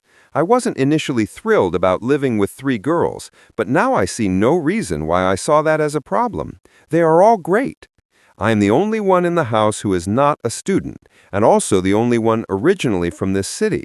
The other roommates all come from cities about 1 to 2 hours away. Unless something special is happening, they always go home on the weekends. My friend who was excluded also lives only 2 hours away, so he always went home on the weekends too. I forgot to mention an important piece of information for this story. The house actually has 5 rooms. When all the roommates moved into the house, however, one of the girls had a seizure in her bed and passed away. That was quite shocking for everyone, and the landlord told them not to worry about finding someone new for the room. The rent was never increased, and the room has remained empty ever since. According to the landlord, he found it insensitive to look for someone because he didn't want to turn the death into a financial problem. After the girl's death, her parents came and took her belongings from the room. Since then, it has remained locked, and I never felt the need to go in. The room is on the 2nd floor, and I never go up there anyway, so I never really paid attention to it. The first weekend I spent there was pretty uneventful. I remember staying over at my friend's house one night, and the other night he slept at my place after we had been drinking at one of the college bars near the house. We were pretty drunk and fell asleep immediately when we got home. The next weekend, I was home in my new room and couldn't sleep, so I decided to read a little. I really enjoyed the quietness of the house, as the girls were all away. I come from a Latin American family, and such a calm and peaceful environment was quite rare. I thought I heard some noises from upstairs and assumed one of the roommates had decided to spend the weekend at home, or was perhaps packing her last things before leaving. I didn't think any more about it. I wasn't particularly close friends with the roommates and didn't feel the need to ask them if they were home. It just didn't seem like my business. The girl in the basement was definitely not there that weekend, however. She always locks her door when she's away and leaves it open when she's home. Another weekend, the same month, I woke up at night to go to the toilet and heard toilet flushing upstairs. That was strange, as I knew none of the roommates should be home. I wanted to check, but was too tired and didn't care at that moment. Ironically, horror movies teach us to be paranoid, but for me, the biggest lesson from them was that there is always a rational explanation for everything. That proved to be my biggest mistake, because for months I ignored such incidents and paradoxically invented irrational explanations to rationalize what I considered irrational thoughts. For example, I heard creaking from the 2nd floor and thought one of the roommates had forgotten something and came back to get it. In my head, I imagined someone driving 2 hours round trip in the middle of the night to pick something up. One Saturday, I woke up to get some water and noticed that the basement roommate's door was open and her car wasn't in the driveway. No cars were in the driveway, but I should mention that one of the roommates doesn't own a car. A few hours later, I woke up again because I heard footsteps going down to the basement. I called out the name of the roommate who doesn't have a car because she was the only one who could have been home. I got no answer and only heard the steps going back upstairs. From this point on, I felt increasingly uncomfortable spending the weekends alone at home and started spending my weekends at my friend's place. One of the roommates had created a Facebook page for the house to address issues like washing up or leaving messes. However, the page was barely active because everyone got along well. I posted there that I had noticed eerie things on the weekends and asked if they could let me know if they were staying home overnight. The responses were not very serious. They consisted of comments like, "Leo Mao," or "OMG, you're so funny." Even my friend thought I was silly because he also believed that everything must have a rational explanation. The problem, however, is that if you say everything has an explanation, you automatically exclude paranormal or ghostly activity. However, that was never my point. I never believed in ghosts or things like that, nor did I ever claim to. When I talked to my roommates or my friend, they always said the house was old and made noises. But I know the difference between old house noises and the sound of someone walking up and down the stairs. Luckily, my roommates finally started posting on the Facebook page whether they were home on the weekend. However, the posts were often joking, like, "Hey, lol, I'm not home this weekend, so don't worry about the ghosts." One weekend, everyone let me know they wouldn't be home, and my friend was on night shift, so I had to spend the night alone. During my friend's work break, he called me, and while I was talking to him, I heard noises downstairs. I told him I would check, and he encouraged me, as he still thought I was overreacting. As I said this, I heard footsteps going back upstairs to the second floor. When I got downstairs, no one was in the kitchen, and all the doors in the house were locked. I was extremely paranoid and didn't feel safe at all. My friend calmed me down on the phone and convinced me that everything was fine. That's why I never went up to the second floor, and it was probably better that I didn't check there. After this weekend, I spoke to my roommates in all seriousness and explained to them that I was convinced someone had been in our house at some point during the night. I told them what I had heard, but they continued to claim that it was just the old house making noises. My friend was now almost permanently on night shift, so I did what I never wanted to do. I started spending my weekends at my parents' house. The girls continued to post on the Facebook page whether they were leaving the house, and I decided I should do the same. So I also started announcing whether I was sleeping in the apartment or not. One Friday night, the Facebook page looked something like this: Roommate 1, not home. Roommate 2, not home. Roommate 3, staying home because of a midterm. Me, staying at my parents' house. The next morning, I received an excited message from one of the roommates. She wrote that the roommate who had stayed home for her exam had been attacked. Apparently, she was in her room studying when she heard a noise right outside her door. When she looked, she encountered a man who was just coming out of the deceased girl's room. I later learned more details about the whole thing from the roommate who was attacked. The man looked unkempt, with greasy hair and dirty face. When they made eye contact, he raised his finger to his mouth and said "shh" while smiling. His fingernail was long and his beard was patchy and scraggly, as if it only grew in certain spots. Instinctively, she screamed, even though she knew no one else was in the house. The man rushed at her as she tried to close the door. She was not seriously injured, as he only yelled at her and told her to be quiet. He said something like, "I won't bother you, but shut your mouth." He hit her, but not hard enough to knock her unconscious. Then he left her room, went down the stairs, and out the front door. The deceased girl's room remained unlocked after this incident. My roommate locked herself in her room and immediately called the police, who arrived very quickly. What was eerie about the whole thing was that the police inspected the deceased girl's room and kept asking, "How long has this room been empty? No one has rented this room, right? The parents took everything after her death." The man had apparently set up the room well for himself. He had brought a small mattress that he had placed on the bed frame. The mattress was, of course, far too small for the frame. He left most of his belongings behind, presumably because he didn't expect to run into anyone that evening. It seemed as if the man had not known that the roommate would be in the house that evening, as she was usually never there. It was probably a shock for him when I moved in, because before that, he had the entire house to himself 2 days a week. The police asked me many questions and were very interested in my statements about the footsteps I had heard at night. My 3 roommates and my friend were now convinced that the deceased girl might not have died of a seizure, but that the man might have murdered her. But I think an autopsy would have been able to distinguish murder from natural death. However, to their credit, the whole situation is extremely creepy. We don't know how long the man lived in the room, but it is very likely that it was several months. It is suspected that he entered through the window, so it is possible that he was also there at times when we were all in the house. The police showed great interest in speaking to the landlord to find out how the man could have known about the empty room. The landlord is actually a pretty decent guy, and I have no indication that he could be involved in any way. Interestingly, after all this, I didn't feel the need to react with an "I told you so."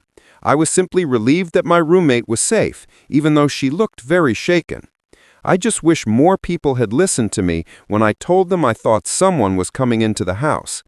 I had even mentioned that it could be a squatter, but everyone had just laughed. The whole thing only happened recently, and it might take a while for there to be an update. The man has not been found yet, but the police remain optimistic about catching him. This month has been really bad for me, and I'm not sure if I want to stay in this house. My lease is expiring soon, and I recently lost my job, so it might be best to leave the house now.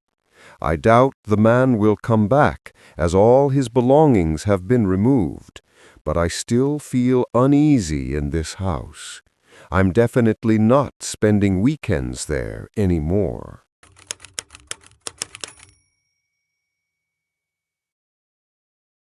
This happened years ago, but it still affects me today.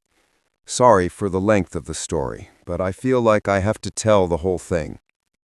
The summer after I graduated from school, I was still living at home. One evening, I was up late, packing for a camping trip with my friends. It was incredibly hot, and I had the window open while I was folding my clothes. It was about 1 a.m., when suddenly a hand came through the gap in my window screen. I screamed, and the hand quickly retreated. I was shocked, but a part of me thought it might be my younger brother teasing me. I got up and looked out the window, but all I saw was the silhouette of a man staring at me. I ran into my brother's room, who was playing video games. We immediately called the police, who came and searched the area. They found nothing and warned us to lock the windows and doors. Then they drove away. We were all shaken, and my mother had a feeling the man would come back. It turns out that a mother's intuition is often right.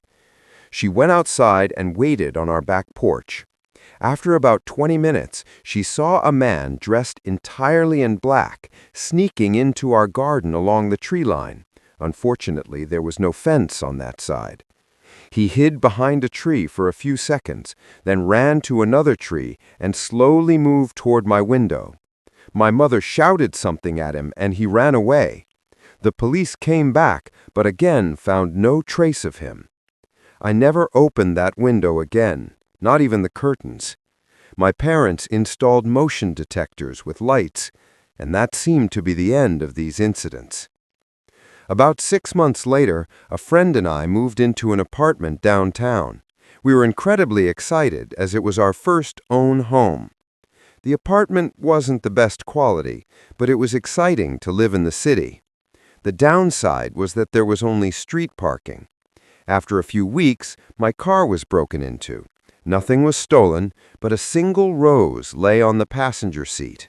That was creepy, but I swore to myself to be vigilant and careful. I always tried to park near the entrance under the streetlights, but often that was difficult and I had to park further away on darker streets. The situation quickly escalated. My car was broken into at least once a week, usually with a flower left behind, which I always threw on the ground. Once, however, I found men's underwear, and another time a bag of Tootsie Rolls was there, my favorite candy. That made me realize that the person probably knew me personally. I began to view everyone around me with suspicion. There was a laundry room in the basement of our apartment building. One day, I went down there to get my laundry out of the dryer. As I started folding the clothes, I noticed that all my underwear, bras, and panties were gone. A week later, I had a friend visiting, and during his stay, his tires were slashed. By this time, I had already started making plans to move. The situation was becoming increasingly creepy, especially when I received the first letter. In the letter, the sender described his love for me, which had allegedly existed for years. He mentioned things that proved that he had been watching me closely. I managed to find a friend who was willing to take over my lease, and I moved to the other side of the city with another friend. The new building was secure and had an underground garage accessible only to tenants. I felt much safer, and the extra money was definitely worth the peace of mind. For a few months, it remained quiet, until my roommate, Ashley, got a new boyfriend. Most of us were skeptical of Ashley's new boyfriend from the start. They had met on MySpace after he contacted her. Another reason for our suspicion was that Matt, her new boyfriend, was extremely good-looking, while Ashley, though a wonderful person, wasn't the type one would typically imagine with someone like him. Ashley was thrilled, as she had never had a boyfriend, and she considered him her Prince Charming. I found Matt strange and creepy from the start. He was a quiet guy with an unpleasant, lopsided smile. It was difficult to have a normal conversation with him, as he always threw in strange, irrelevant facts that had nothing to do with the topic.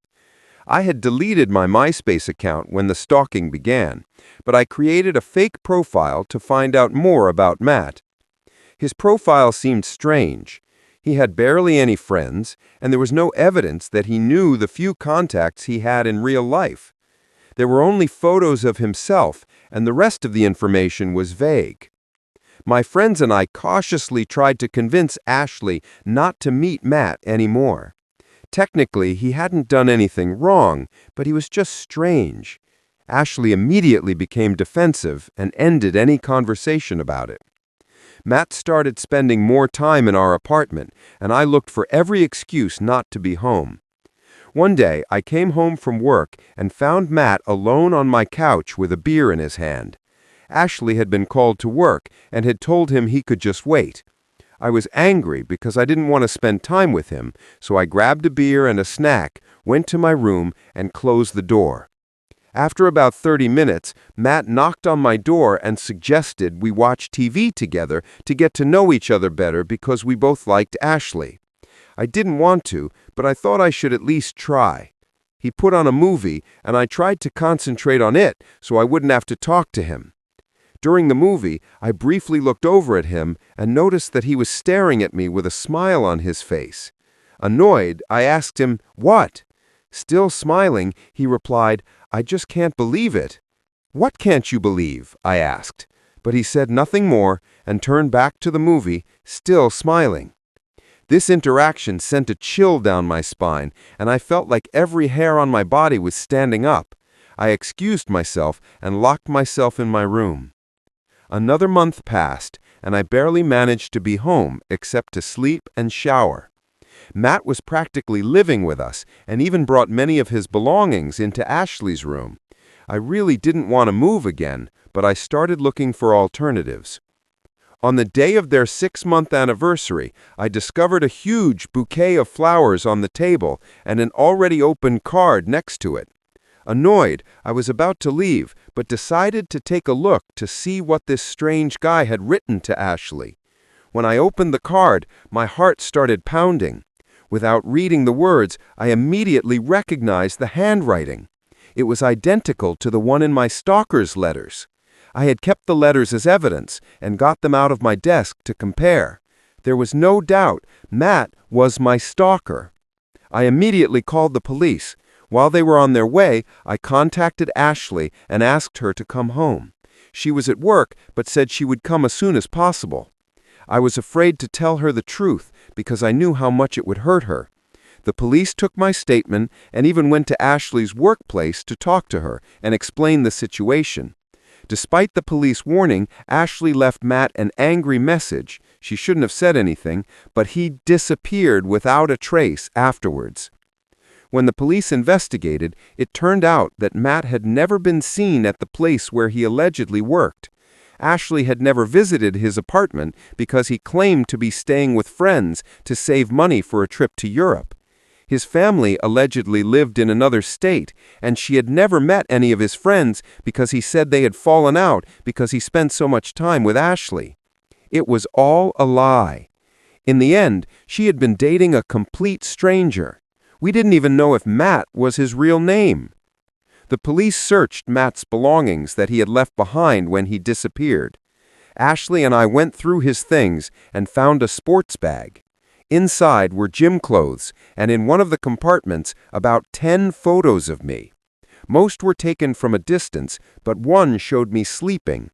The sheets in the photo were current, which meant that he must have been in my apartment before I started locking my bedroom door. Some of the photos were even from before the incident at my parents' house, leading us to suspect that he had been the perpetrator back then as well. In the bag, there were also 2 of my missing underwear. I shuddered at the thought of what he might have done with the others. A Starbucks cup with my red lipstick on it, a necklace that I hadn't even noticed was missing, and a few other disturbing souvenirs. The police were never able to locate him, and I decided to accept a job offer abroad that I had previously considered. I just wanted to get away. Ashley and I quickly became estranged. She had a lot of trouble accepting that her first boyfriend was a complete psychopath. I probably also had some underlying anger, perhaps misguided, because she believed him and let him into our lives. I don't know what Matt's ultimate goal was. Would he have tried to hurt me, or was he simply content with just being a part of my life? I'll probably never know. Being stalked changes you. When I lived on the other side of the world, I constantly looked over my shoulder. To this day, I don't have any social media linked to my real name. Now I'm married and have children, but every time I visit my hometown, I'm tense and keep a low profile. A part of me will always fear that Matt might reappear one day.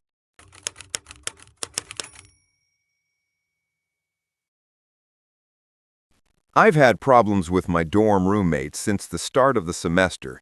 She didn't shower or wash her clothes regularly, left dry ramen noodles on the floor that I had to step on, never washed her hands or flushed the toilet, and constantly sighed in a way that sounded like sexual noises. She showered with the door open, getting water everywhere, and there were so many other things that bothered me.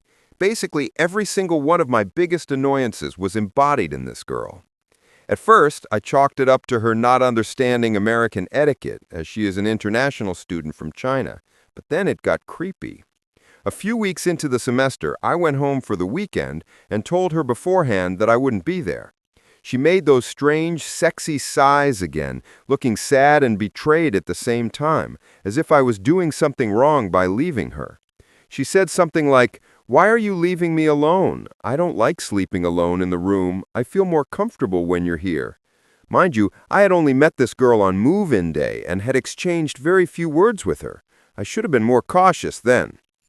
After that, she sometimes stared into space for minutes, sometimes up to half an hour. Occasionally, I caught her watching me study out of the corner of my eye. One evening, after a long day at the library, I went to the terrace of our dorm to get some ice cream and found her with her head on the table, eyes wide open, staring at something in the distance. I think she scared away the guy I liked because he stopped coming by after he found out she was my roommate. After she had scared me so often, I started avoiding my room and only went there to sleep or get things. She seemed like a nice person, but I just couldn't live with her anymore. Today, I wrote an email to the dorm manager that I wanted to switch rooms. I told her that I no longer felt comfortable living with my roommate. I was sitting in my room today while my roommate was away when I suddenly heard a knock at the door. 2 serious-looking campus police officers and the dorm manager of my building stood there. They calmly asked me where my roommate was, but I had no idea. I told them her usual haunts and went back to what I was doing. Something didn't feel right, however. I asked them what was going on, but they ignored my question and only wanted to know where she might be.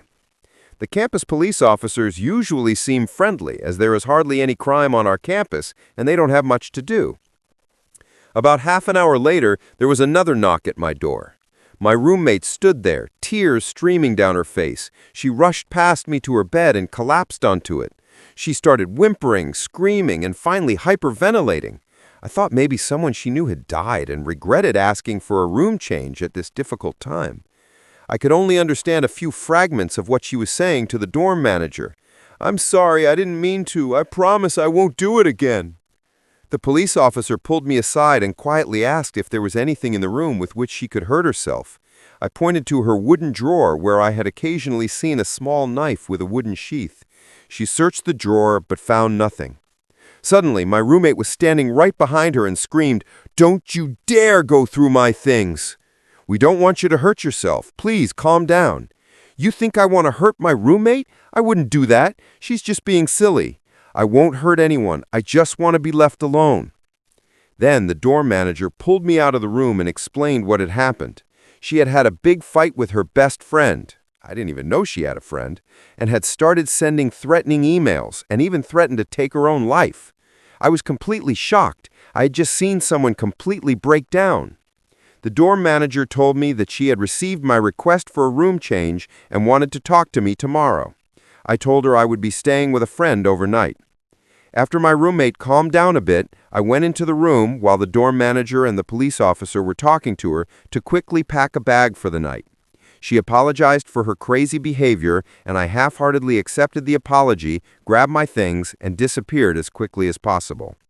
I was waiting in the common room of the dorm for my friend when I remembered I had forgotten a blanket. I went back to the room, assuming someone would be there to watch her, but she was alone. She stared at me hatefully as I walked past her to get my blanket. There was pure hatred in her eyes.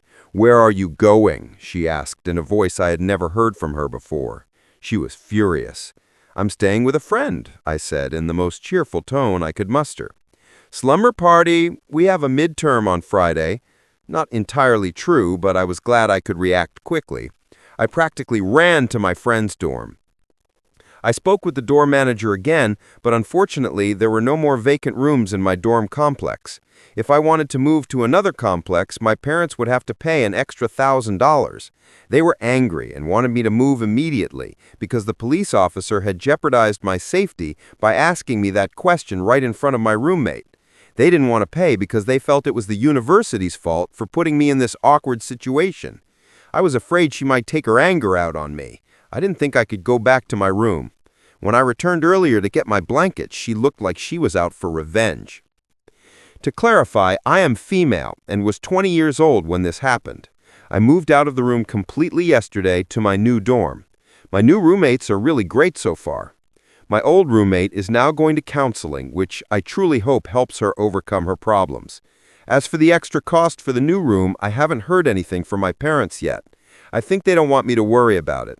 My father spent an hour on the phone with campus security, the dorm manager, and the housing administration because of this incident. From past situations, I know he is not afraid to take legal action. I went back to my old room when she wasn't there to pack my things into boxes. I received an email from the dorm manager assigning me a new room, but I had to give my new roommates 24 hours before moving in. My roommate came into the room when I was almost finished packing and gave me an angry look. Then she simply sat down against the wall and started interrogating me. My room was shaped like a laterally turned Z block, so I was clearing out my closet while she was sitting out of my sight. I heard her muttering and thought she was talking to her family on Skype as her laptop was in her lap. Then she started speaking louder and in an angry tone. Note that this conversation happened very quickly and took place within minutes while I was considering what I needed for another night outside the stuffy room. "Did the housing administration tell you to move out?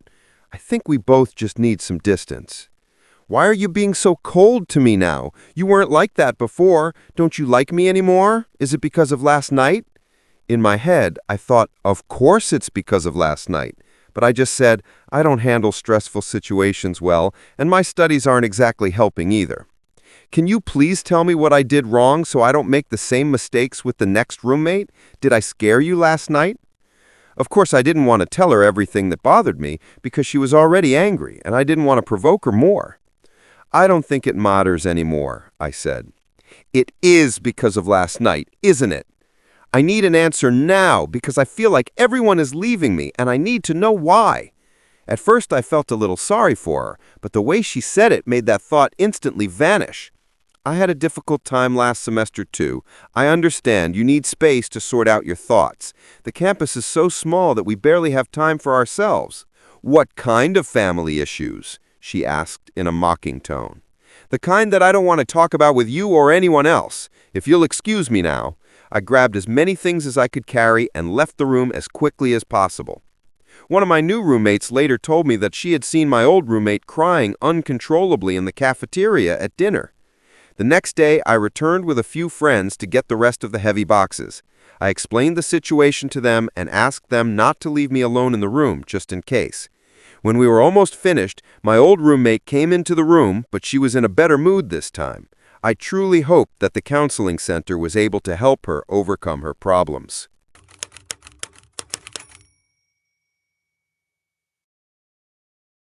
About 2 years ago, I moved into a new apartment. The walls were very thin, and due to fire safety laws in my city, my bedroom had a window facing the living room, but no window to the outside. This window will become important later. It was a 3-bedroom apartment, one room for me, one for the main tenant, and another that was rented by a fairly nice guy at the time. However, this nice guy had problems with his work visa and had to return to Canada on short notice, leaving us about 2 weeks to find a new roommate. Our quickest and easiest option was Craigslist. Due to my work schedule, I had no involvement in the selection process, but was satisfied when the new roommate moved in. At first, he seemed a bit strange. He was very tall and stocky, but quite quiet. Not the type I wanted to spend a lot of time with, but it was fine to get along with him. About 2 weeks after he moved in, the main tenant traveled to Hawaii, leaving me and the new roommate, whom we will call Keel, alone in the apartment for the duration of his 1-month stay. The first few days went normally, but about 4 days later, I was woken up around 8 a.m. by a frantic knocking on my door. When I opened it, Keel was standing there, looking confused. He looked directly into my eyes and said, "So, are you going to tell me what happened last night?" I was shocked and confused, as I had come home from work around 9 p.m. the night before, showered, and immediately gone to bed. I explained this to him, and he told me that he had heard me arguing with someone in my room. He claimed he had even seen me outside in the side hallway discussing with our landlord, whom I had never met at that time, and that he had heard people coming and going. I told him none of that happened. After a long, skeptical look, he finally left and didn't bring it up again. The next morning, the same thing happened again. This time he said he had seen me arguing with my boyfriend, but I was single at the time. He also claimed I had spoken to our other roommate who was in Hawaii and wanted to know the badge number of a police officer I had allegedly talked to. This time, I got angry and more or less told him to stop it because I had no idea what he was talking about. He got a strange look on his face and said, "I think I had a seizure in my sleep. If it happens again, call an ambulance." Then he left, only to knock on my door again about an hour later and repeat the exact same story word for word. This happened once more before I told him to leave me alone and went to work.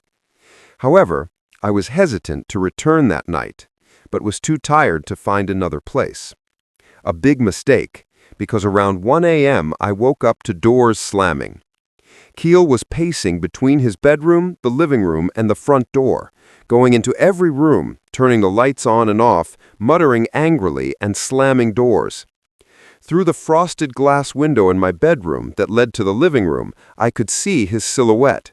Since my room was dark, he couldn't see me. Suddenly he screamed, "I can't live like this. Why are you doing this to me?" I thought he was on the phone, so I didn't answer. Shortly after, he screamed my name, repeated my name, and I realized he meant me. I knew I had to get out immediately, so I quietly got dressed and packed a bag for work the next morning. Almost finished, I suddenly heard him shout, "I hear you." He stormed to my room and slammed his fist against the wall next to my door, but didn't touch it. I looked through the window and saw a shadow lean forward, pressing his ear against the glass. I sat there, frozen, not moving. Finally, he screamed my name again, but walked away and started pacing between the rooms again. I decided to wait until he left the apartment through the front door again to put on my shoes and flee. Suddenly, I heard him say, "Do you want to discuss this now? Come out. We'll settle this now." I'm small, about 5'2", and Keel was at least 3 times my size. Fighting was not an option.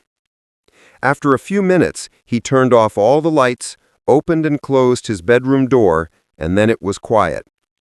I waited a moment, and then decided to take my chance. I opened the door quickly, grabbed my shoes, and then saw him standing in the hallway, shirtless, only in boxers and socks. He said in a calm voice, "Ma'am, we need to talk." That was my cue. I ran out of the apartment with my shoes in my hand and ran barefoot for about half a block before stopping to put them on. When I looked back, Keel was standing under the porch light, watching me, but not moving. Fortunately, I had a friend who lived about 2 blocks away and whose spare key I had. I let myself in there and stayed the night. I stayed there for the next few days while we sorted everything out with the main tenant. Keel agreed to move out within a week. On the day Keel moved out, he sent me a photo of the house key on the table and wrote, "I'm out." Nothing else. I went back with a friend to make sure he was really gone. There, we discovered that he had not only left behind a lot of food and furniture, but had also ripped all the smoke detectors out of the ceilings. He had also unscrewed the bolt lock on the front door and neatly placed it on the hallway table. Then it dawned on us that my front door could only be locked from the outside with a key, and the door was locked when we arrived. That meant Keel still had a key. We immediately called a locksmith.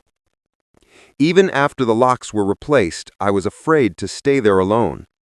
Every night I barricaded the doors with chairs and other furniture before going to sleep.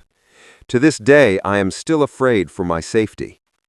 Keel was obviously mentally unstable, but I wonder what could have happened if I hadn't been so lucky.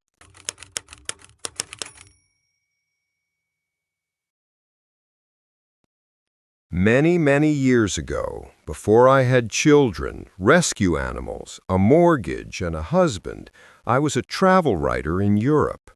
Most of my trips I undertook alone. This story is about my first visit to Prague. I had never been to Prague, and the trip was very spontaneous, so I had little time to prepare. A travel partner had stood me up in another country, and I was determined to make the best of the situation by visiting a place I had never been before. Upon arrival at the train station, I visited the accommodation office and asked for a hostel near the center. Being in my early 20s, traveling into the blue was part of the adventure for me, but today I am far less adventurous. The hostel they sent me to was a sprawling, dilapidated Art Deco building in slate gray on an unassuming street about 10 minutes from the city center. The interior was probably beautiful once, but at the time I checked in, it was full of shabby, mismatched furniture and cheap stained carpets. Most of the lamps were broken, making everything except the lobby dark and gloomy. It smelled of stagnant water and dust. I found my room, a double room for $12 a night, and noticed that I had a roommate. She wasn't there, but on her side of the room there was a suitcase, a dress neatly draped over the back of a plastic chair, some makeup containers on the worn desk, and a stack of German fashion magazines on the bed. Since I had no plans or goals for this spontaneous trip, I spent the afternoon exploring the Old Town Square, the Jewish Quarter, and Wenceslas Square. I bought some Bohemian crystal glass for my mother and painted eggs from a street vendor for myself. I also reserved a sunset dinner cruise for one person. Around 6 p.m., I returned to my room to shower, change, and drop off my purchases. When I left the room about an hour later, there was no indication that my roommate had returned at any point during the day.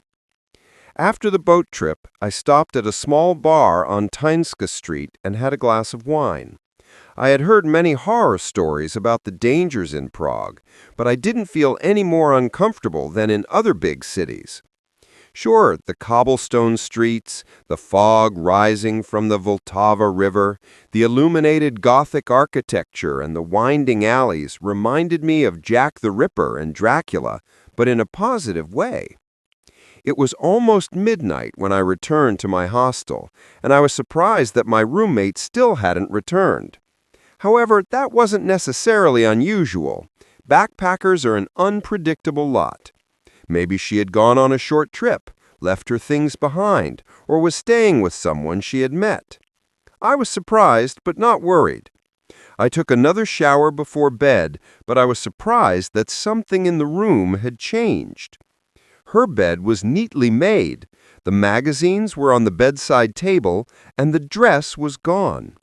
The strangest thing, however, was a pink silk nightgown that lay on her bed and on my bed. Maybe she thought she still had the room to herself. I carefully pushed the nightgown onto her bed and got ready for bed. While writing in my diary, I thought she was showering or somewhere nearby and would be back soon. After about an hour, however, her side was still empty. I had to use the toilet one more time before going to sleep, so I made a final trip down the hallway. The building was unusually quiet. There were none of the usual sounds of chatty backpackers, clinking glasses, or music drifting through the walls. It was silent like a church after the congregation had left. I found myself almost creeping back to my room, which was at the end of the hallway. I couldn't shake the feeling that the corridor was darker than before. The few functioning lights flickered as if trying to stay on, and it reminded me of a haunted house. My stomach clenched, and I unconsciously quickened my steps. Relieved, I rushed into my room, but the feeling didn't last long. Everything was exactly as before, except that the pink nightgown was back on my bed. Sleep came only in short bursts. I left the lamp on, convinced that my roommate would be back soon, but the shadows it cast made the room even spookier. It was too dark with the light off. At some point, I fell into a deep sleep, but suddenly I heard the door open. A man stood in the doorway, only dimly lit by the light in the hallway. "I didn't want this. You have to help me." Too confused and disoriented to be afraid, I sat up, rubbed my eyes, and reached for the light switch. But when the room was illuminated, the door was closed, and no one was there. I jumped out of bed and rushed to the door. It was locked. No one could have entered without a key. The hallway was empty. I spent the rest of the night sitting, fully dressed, with the light on. Although I had paid for 2 more nights, I went to the reception at 7 a.m. to check out. "By the way," I said to the roughly 20-year-old receptionist, "my roommate never came back. I'm a little worried." She took the room key, looked at it closely, frowned, and glanced at her computer. "What room were you in again?" When I told her, she looked at the screen again. "Ma'am, that room has been empty for 3 weeks and cleaned afterward. We have 6 people in the entire building." The hostel has since been renovated and is now a luxury hotel.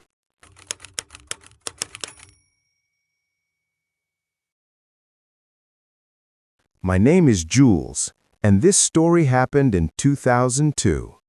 At that time, I was a business school student, but my English skills left much to be desired.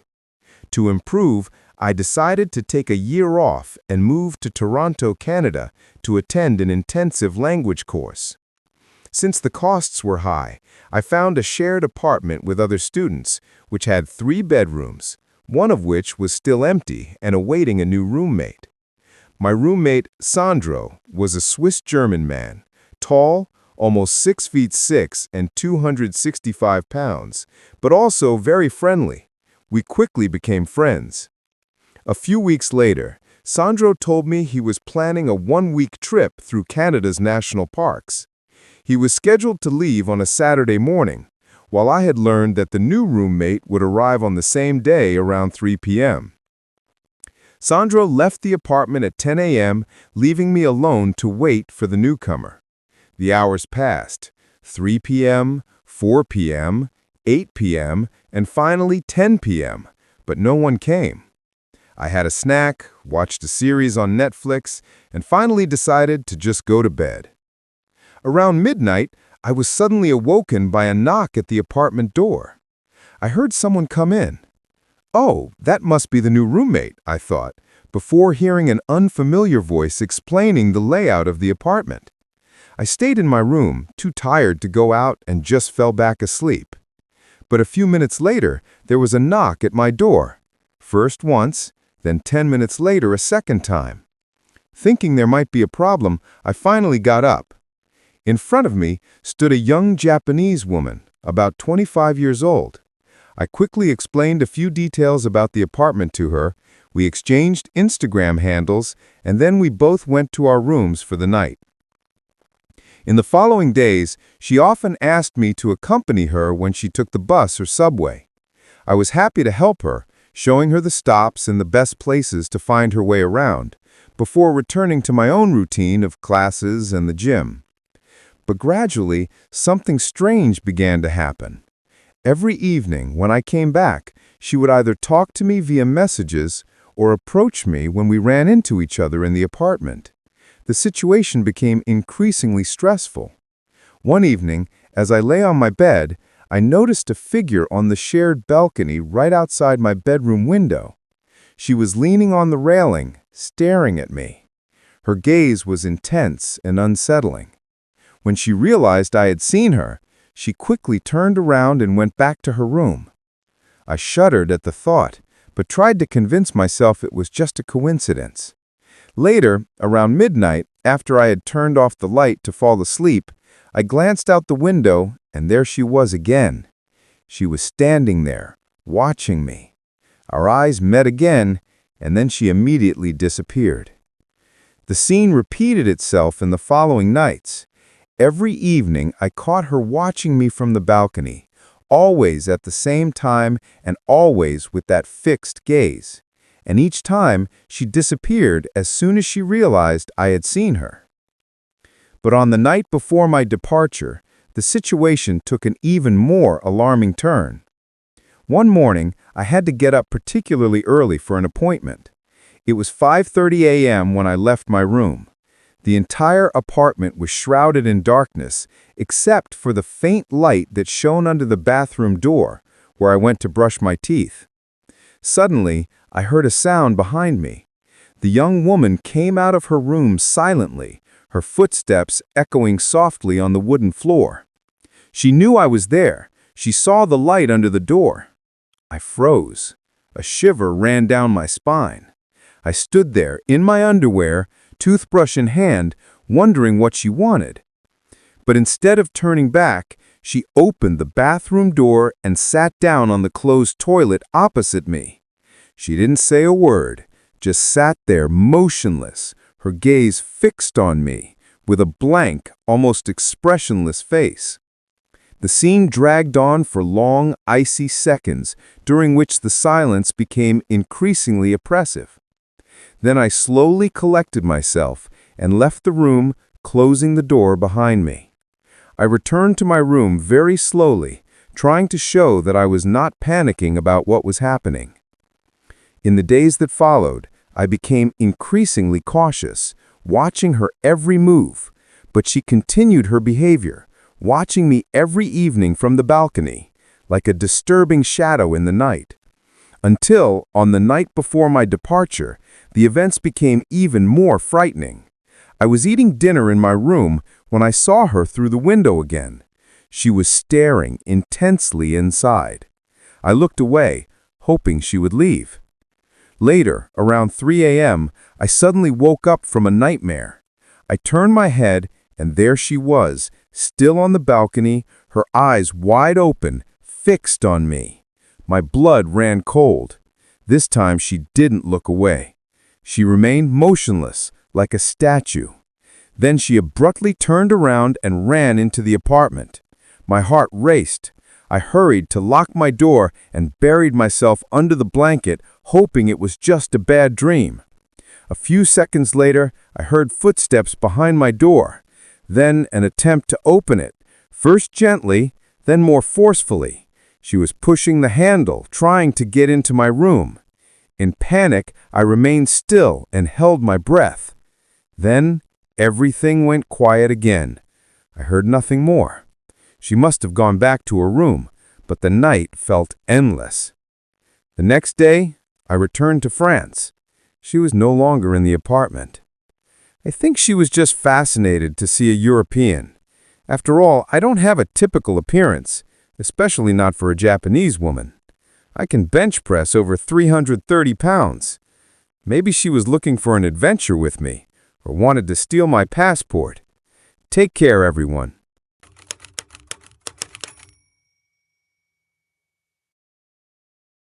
When I transferred from the local community college to a university a few hours away in my third year of study, I didn't know anyone who lived there.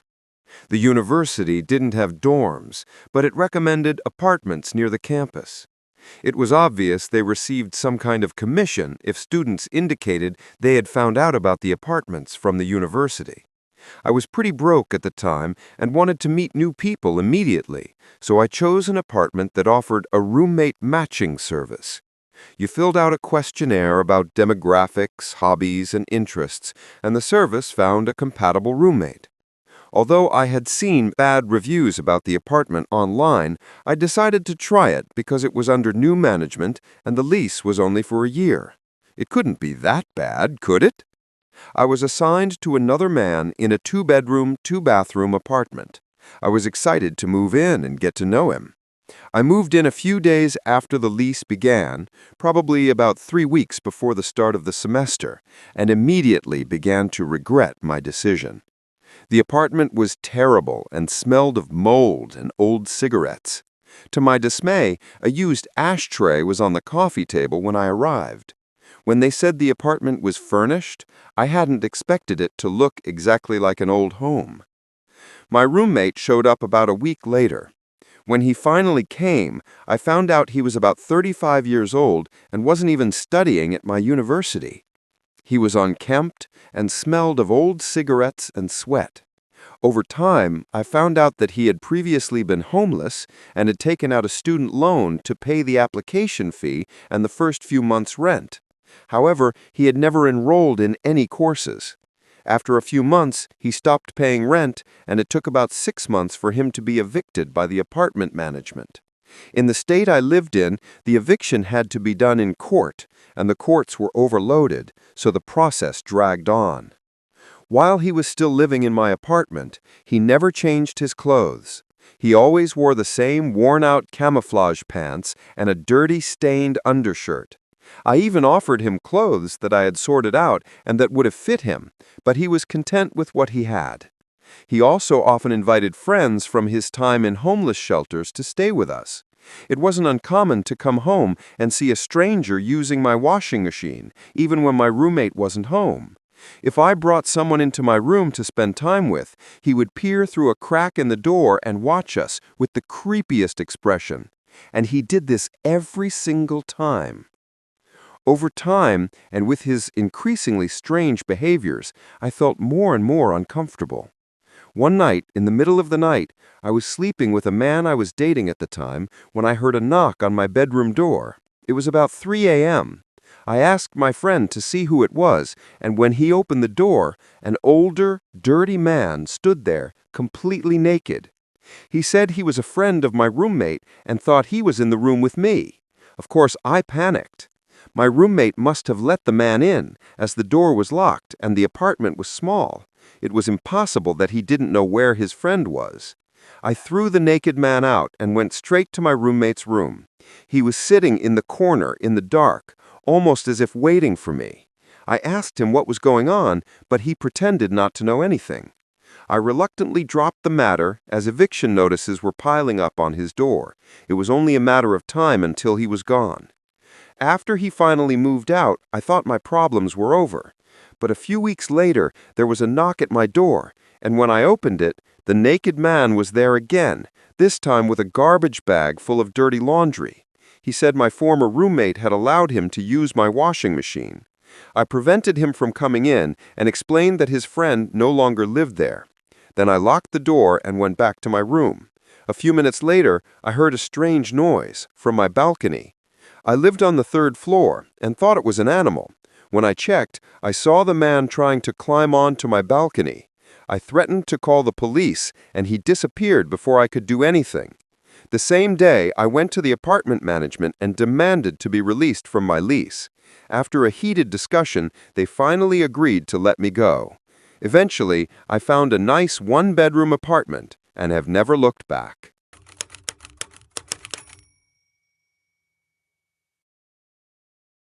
I'm so glad I got out of a potentially dangerous situation where I ended up with a roommate who could have killed me without batting an eye. Even before I moved in, she had a strange attitude. She randomly asked me to swap rooms, but never showed up. Eventually, I got tired of waiting and moved into my room, a 2-bed, 2-bath. When she finally showed up, she tried to push me out of my room by arguing she had a disability and my room was bigger, and she complained about every single thing in the apartment. Here are a few more details. She is 39 years old, divorced, unemployed, not a student, and lives in student housing. She also demanded that I not wear shoes or bring pork into the apartment because she's Muslim. When I agreed, she looked astonished. She probably thought this would be a problem for me and lead to a conflict that would make me move out. What happened in the following days was the most unusual behavior I have ever experienced. She threatened to call the police if I had guests and bragged about how often she had done this in her previous apartment. She also gave long, discriminatory speeches about international students, refugees, people with protected status, and made openly racist remarks. She claimed she was a victim of injustice in her previous apartment and that the staff had stolen all her belongings. She started stalking the accused employees online, taking screenshots of their families' houses and even their cars. She also stalked a student who had a restraining order against her and frequently asked me if I knew him and how she could find him.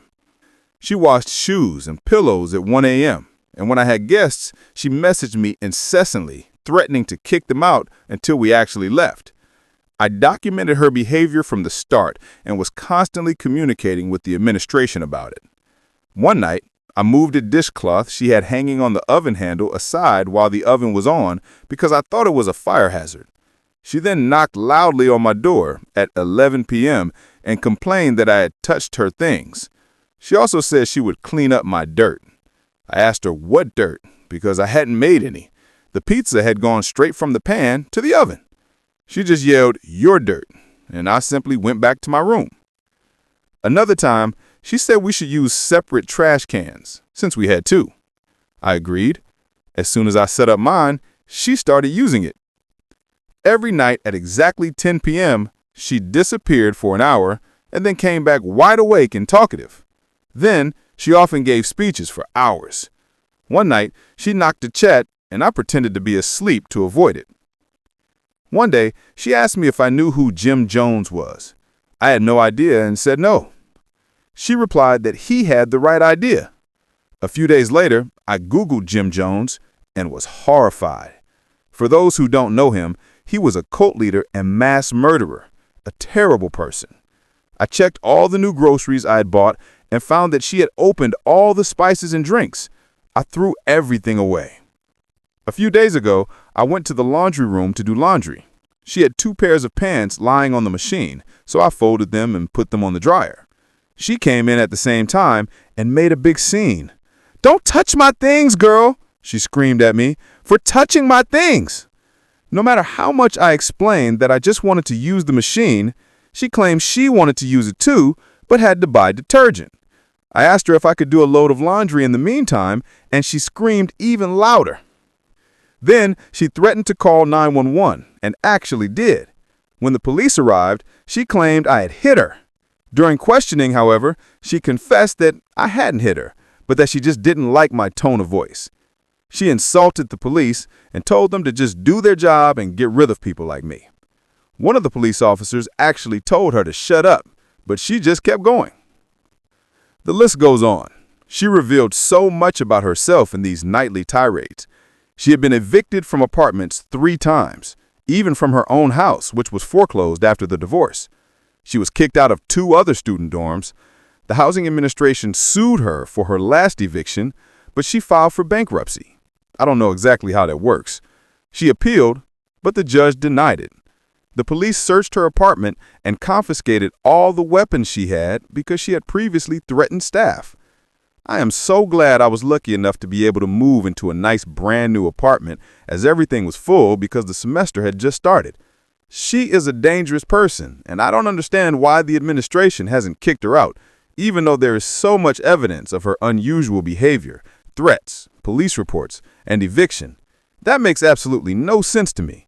She is crazy.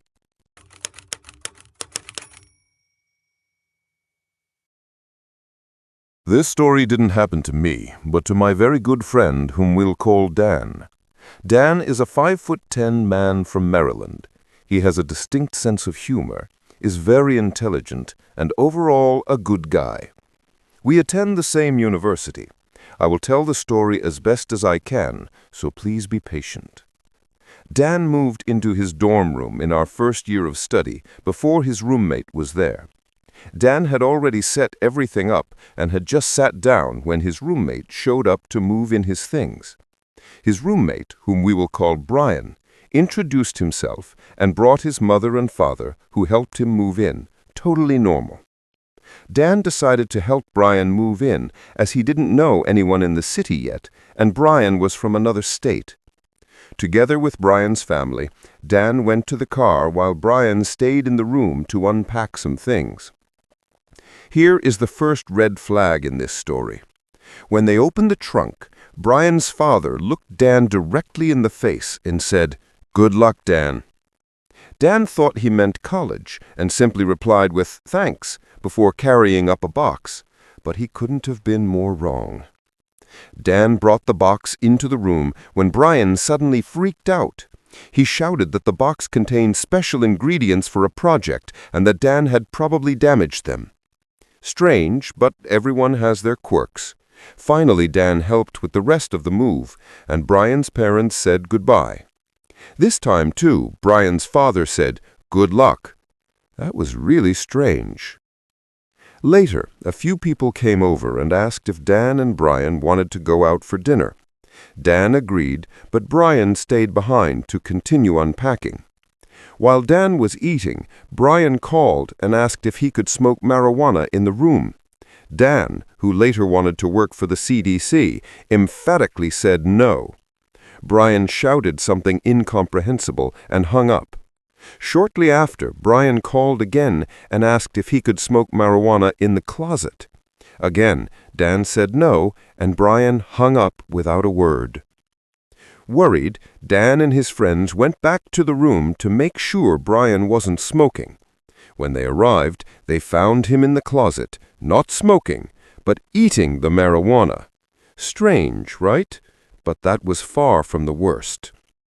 At night, Brian regularly woke Dan up by standing next to his bed and asking him a question.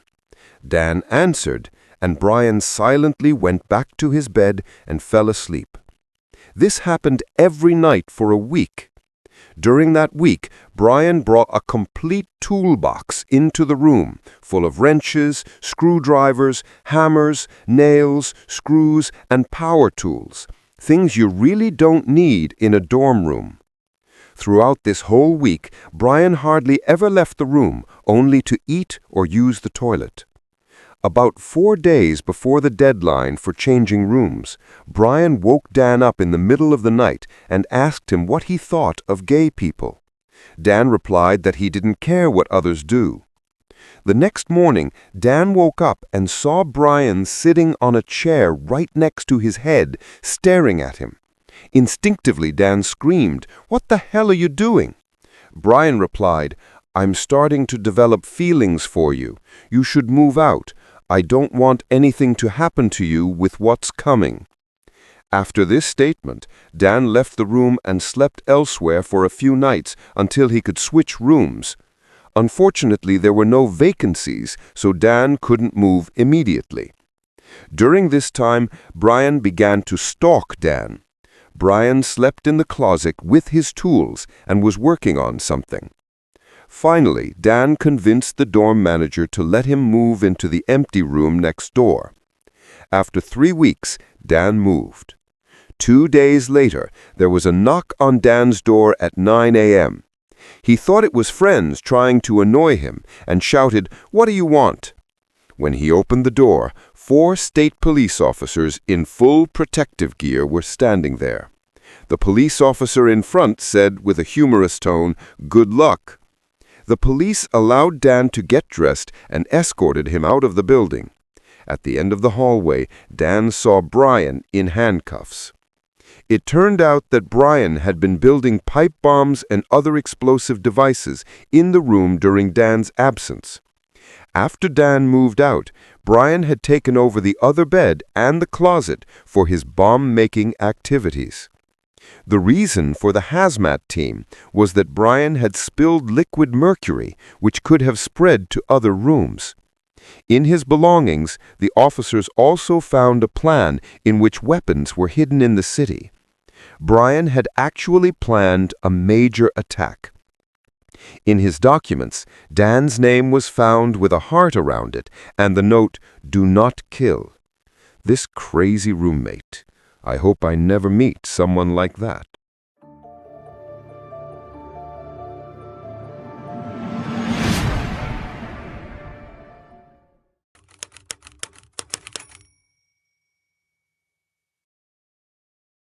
It was an unusually quiet Halloween evening. The streets, which were usually filled with the cheerful hustle and bustle of children in costumes, were almost deserted. Perhaps it was the weather. The sky was overcast, and an icy wind swept through the alleys. I had decided to spend the evening alone at home, watching a few horror movies and expecting the occasional trick or treat calls at the door. The first children came by as usual around 6 p.m. Small groups of witches, monsters, and ghosts excitedly went from house to collect candy.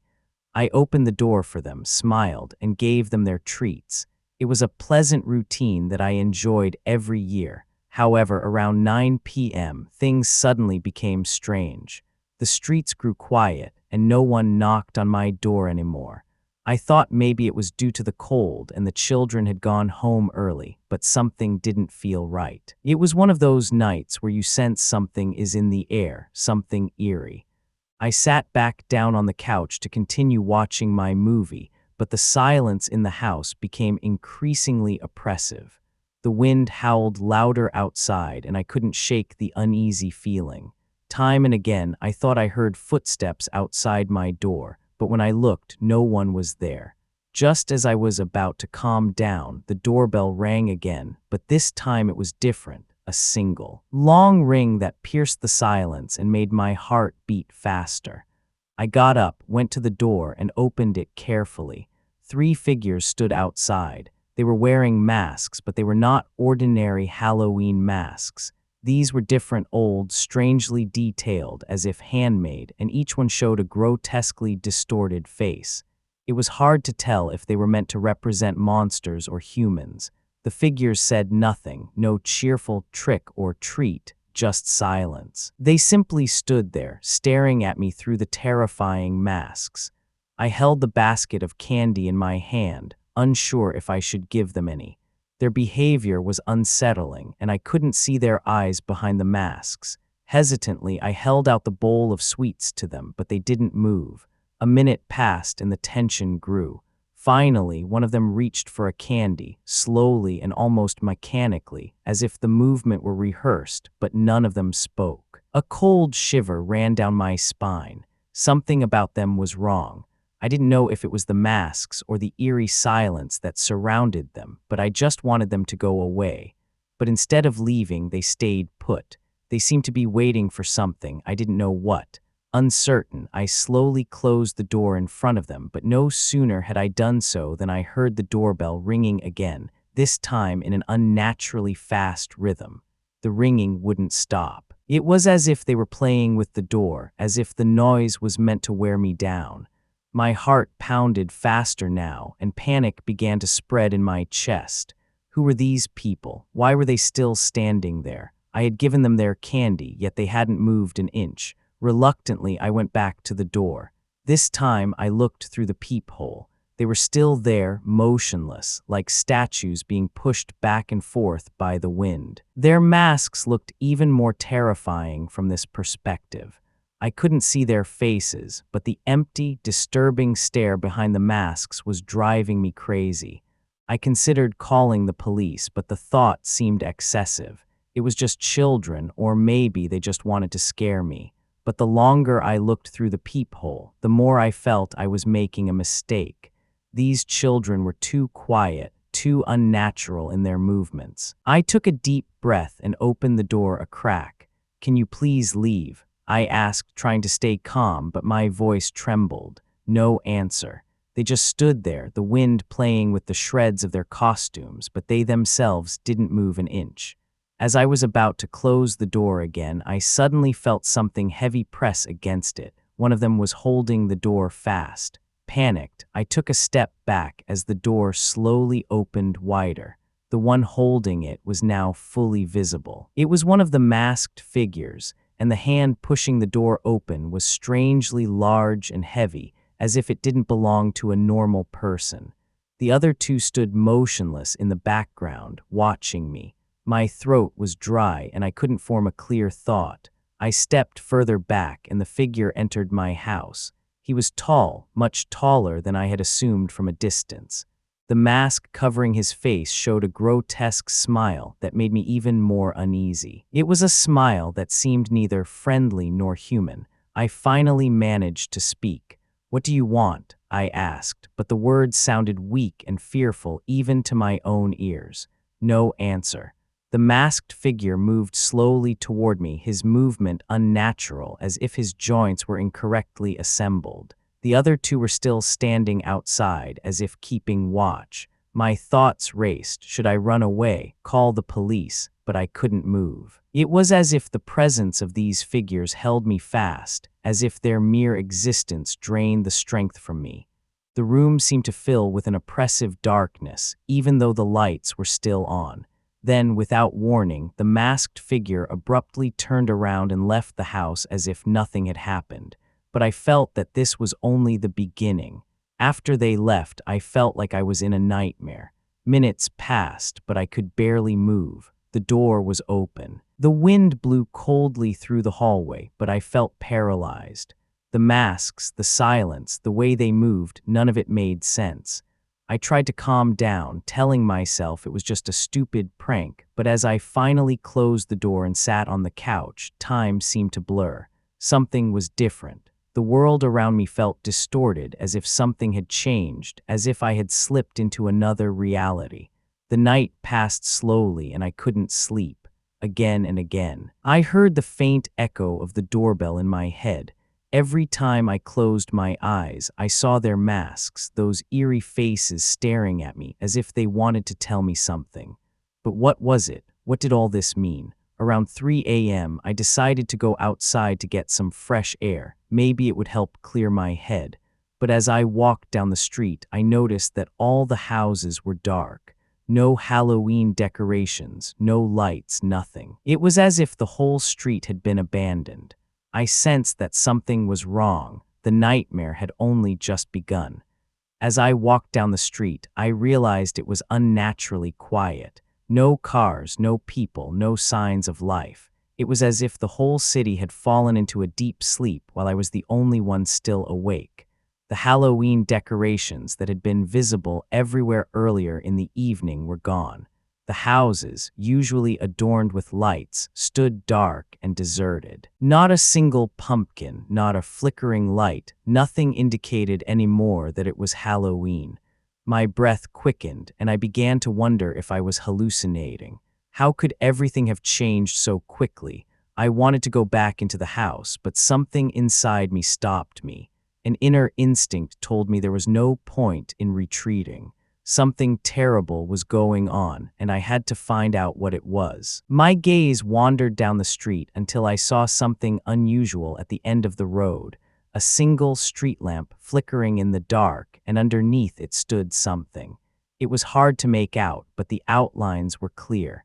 It was one of the masks from the figures of the night. They stood there motionless as if waiting for me. A shiver ran down my spine. I stood frozen in place. I knew I shouldn't approach, but my feet moved almost on their own. Slowly, I approached the lamp at the end of the street. The closer I got, the clearer the figure became. It was one of the masked figures from before, the same grotesque mask, the same eerie silence. But this time he was alone. The other two seemed to have disappeared. My heartbeat accelerated. I wanted to turn back, wanted to run back into my house and lock myself in, but something about this figure held me captive. It was as if it wasn't just watching me, but drawing me toward it like an invisible force. Its mask glowed faintly in the flickering of the street lamp, and the grotesque smile seemed to mock me. I stopped a few meters in front of the figure and looked at it. It didn't move, no movement, no sound. The wind blew through the trees, but the masked figure remained still as a statue, firmly rooted to the ground. My breath was shallow, and I couldn't bring myself to say anything. It was as if I were being dragged into a nightmare from which I couldn't escape. I wondered if I was dreaming, if this was all just an illusion, but it felt too real. The cold of the wind on my skin, the tingling of fear in my stomach. Then, without warning, the figure slowly turned around and walked into the darkness. I knew I shouldn't follow it, but I did anyway. Every step I took felt heavy, as if something inside me was trying to hold me back, but I couldn't resist. The figure walked further and further away, slowly but steadily, and I followed it as if forced by an invisible power. My thoughts raced, but I couldn't form a clear thought. We walked through streets that looked familiar, but on this night they seemed different, deserted, like from another world. The lamps flickered and the shadows danced around us. It felt as if I were moving into a deeper, darker reality, one beyond what I had previously known. After a while, the figure stopped. We were now in a small park, surrounded by dense trees rustling in the wind. The silence was overwhelming. I stopped a few steps behind it, unable to step closer and yet also unable to run away. Then it slowly turned around, its mask glowing in the faint light, and I could see the grotesque, distorted face more clearly now. It wasn't a simple costume, not a harmless Halloween mask. It was as if this face had come from the depths of my worst nightmares. I wanted to scream, wanted to run away, but I was paralyzed. The mask seemed alive, as if it were looking directly at me, through me, deep into my soul. Just as I thought I couldn't bear another moment, I heard it, footsteps behind me. Slowly, I turned around and there they were, the other two masked figures I had seen earlier at my door. They were now standing a few meters behind me, blocking the way back. I was surrounded. The cold air cut into my lungs, and I felt panic rising in me. They just stood there as they had all night, silent, motionless, but their mere presence screamed danger. Their sight frightened me more than anything before. I turned back to the first figure, which was still standing there, staring at me. What did they want? Why were they following me? I couldn't form a clear thought, and fear made it impossible to act logically. All I knew was that I couldn't escape. The three masked figures began to move slowly toward me, their movements stiff, almost mechanical, as if they were puppets pulled by invisible strings. My legs trembled, and I felt my heart pounding in my chest, but I couldn't move. It was as if fear held me fast. Then, when they were only a few steps away from me, the first figure stopped and slowly raised its hand. The gesture was simple, but it hit me like a blow. The first figure raised its hand, pointing with a single finger directly at me. It was not a threat, but an accusation, so cold and inevitable that the blood froze in my veins. At that moment, I knew they had been watching me the whole time, that there was no coincidence.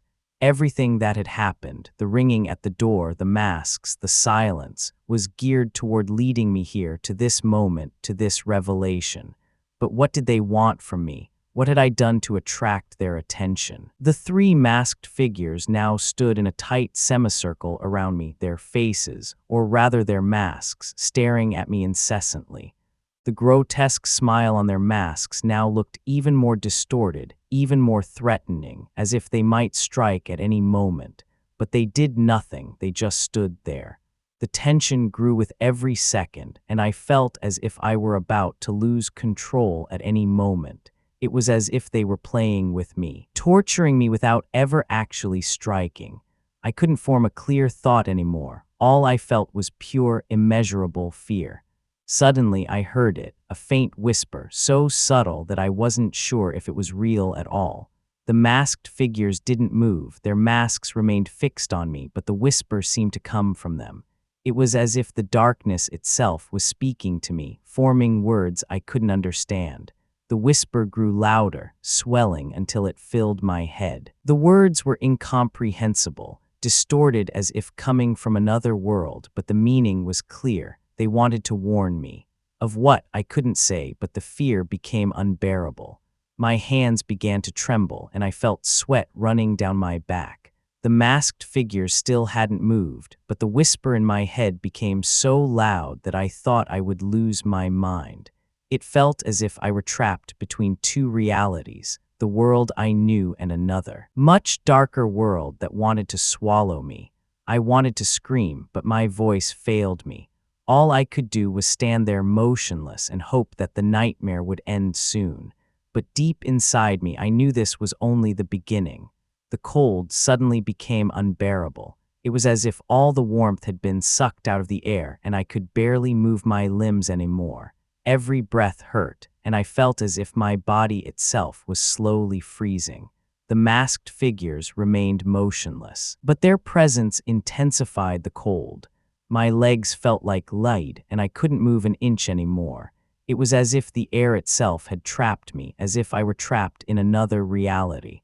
The park, the street itself, the world around me seemed to have changed, as if I were being pulled into a deeper, darker dimension. The masked figures slowly moved closer.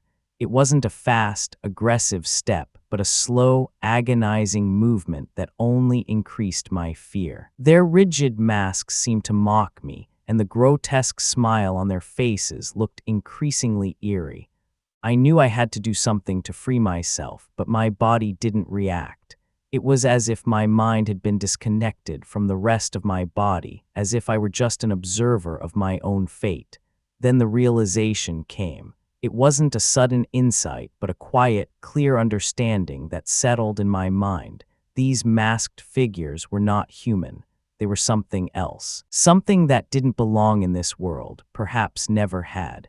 I understood that this was not a simple Halloween prank. I had been drawn into something much bigger than I could have imagined. These masked figures had chosen me. Why, I didn't know, but I was now part of their dark game. It was as if the world around me was dissolving, as if reality itself was breaking apart under their masked gazes. Everything I had considered real, everything I knew about the world, seemed meaningless. But instead of fighting, I felt a strange calm. It was as if I had accepted what was to come. The cold, the silence, the masks, they were now a part of me. The masked figures now stood so close to me that I could almost touch their masks. Their presence was overwhelming, but I felt no panic anymore. It was as if I had lost control of my own mind, as if I had surrendered to whatever they wanted from me. Slowly, they raised their hands, and each of them pointed a finger at me. The grotesque smile on their masks seemed to grow larger, as if they knew they had won. I couldn't say how long we stood there, minutes, hours, perhaps even days. Time had lost its meaning. Then suddenly they lowered their hands and turned around. They disappeared into the darkness as quickly as they had come, and I was left alone in the park amidst the icy silence. It was over, but deep inside me, I knew I would never truly be free. In the following days, everything felt different. The world around me was the same, but I felt that something inside me had broken. The masked figures had changed me, their silent gaze, the grotesque smile, the paralyzing cold, all of it was etched into my memory. I couldn't tell anyone who would believe me. It was as if I carried a secret that I couldn't share with anyone. A part of me wondered if I had lost my mind, but every time I thought about it, I heard the faint whisper in my head again, and every time night falls and the wind howls through the streets, I have the feeling that they will come back, that they will visit me again with their grotesque masks and their silent gaze, because deep inside me, I know that the masks of the night never truly disappear.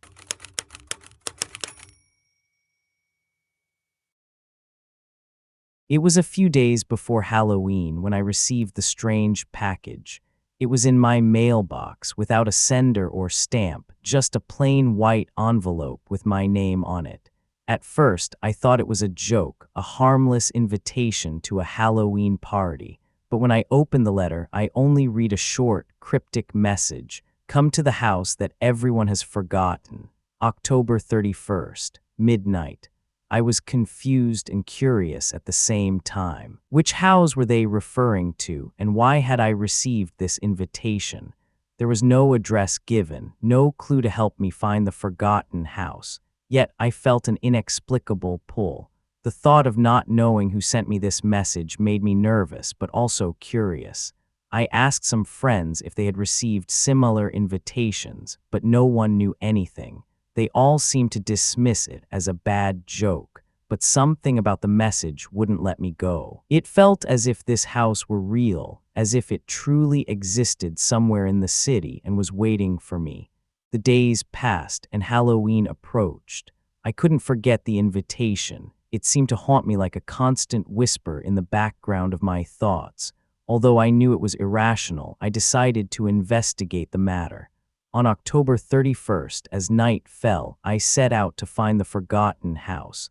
I didn't have an exact address, but somehow I knew where I had to go. It was as if an invisible force was guiding me through the dark streets of the city. The wind was cool and sharp, and the Halloween decorations on the houses suddenly seemed less cheerful and more eerie, as if they were watching me. I passed familiar places, but soon I found myself in a part of the city I didn't know. The streets became narrower, the houses older and more dilapidated. There were no more street lamps, and the darkness around me seemed to come alive. Every step I took felt heavier, as if the darkness itself wanted to hold me back. The path led me deeper into a neighborhood that seemed to be from another time. Old Victorian houses, dilapidated and overgrown with nature, stood next to each other. No light, no people. It was as if this place had been forgotten for a long time. I wondered how it was possible that I had never noticed this part of the city. My heart pounded faster when I saw a particular house in the distance. It was larger than the others, with high towers and broken windows, and it seemed to draw me in. I knew instinctively that this was the house meant in the invitation. I was completely alone now, and the wind howled through the deserted streets, but something inside me said I had to get closer. The house looked as if it had been uninhabited for decades. The windows were broken, the facade was overgrown with ivy, and the door hung crookedly on its hinges. It was hard to say if it had ever been inhabited or if it had always been in this state, as if it had always been waiting for someone like me to discover it. I hesitated in front of the front door, unsure if I should enter. Something about this place was wrong, but I couldn't say exactly what. It was as if the house itself was watching me, as if it were alive and waiting for me. The moon shone through the clouds, and in the faint light, I could see the weathered details of the house. It was old, much older than anything I had seen before.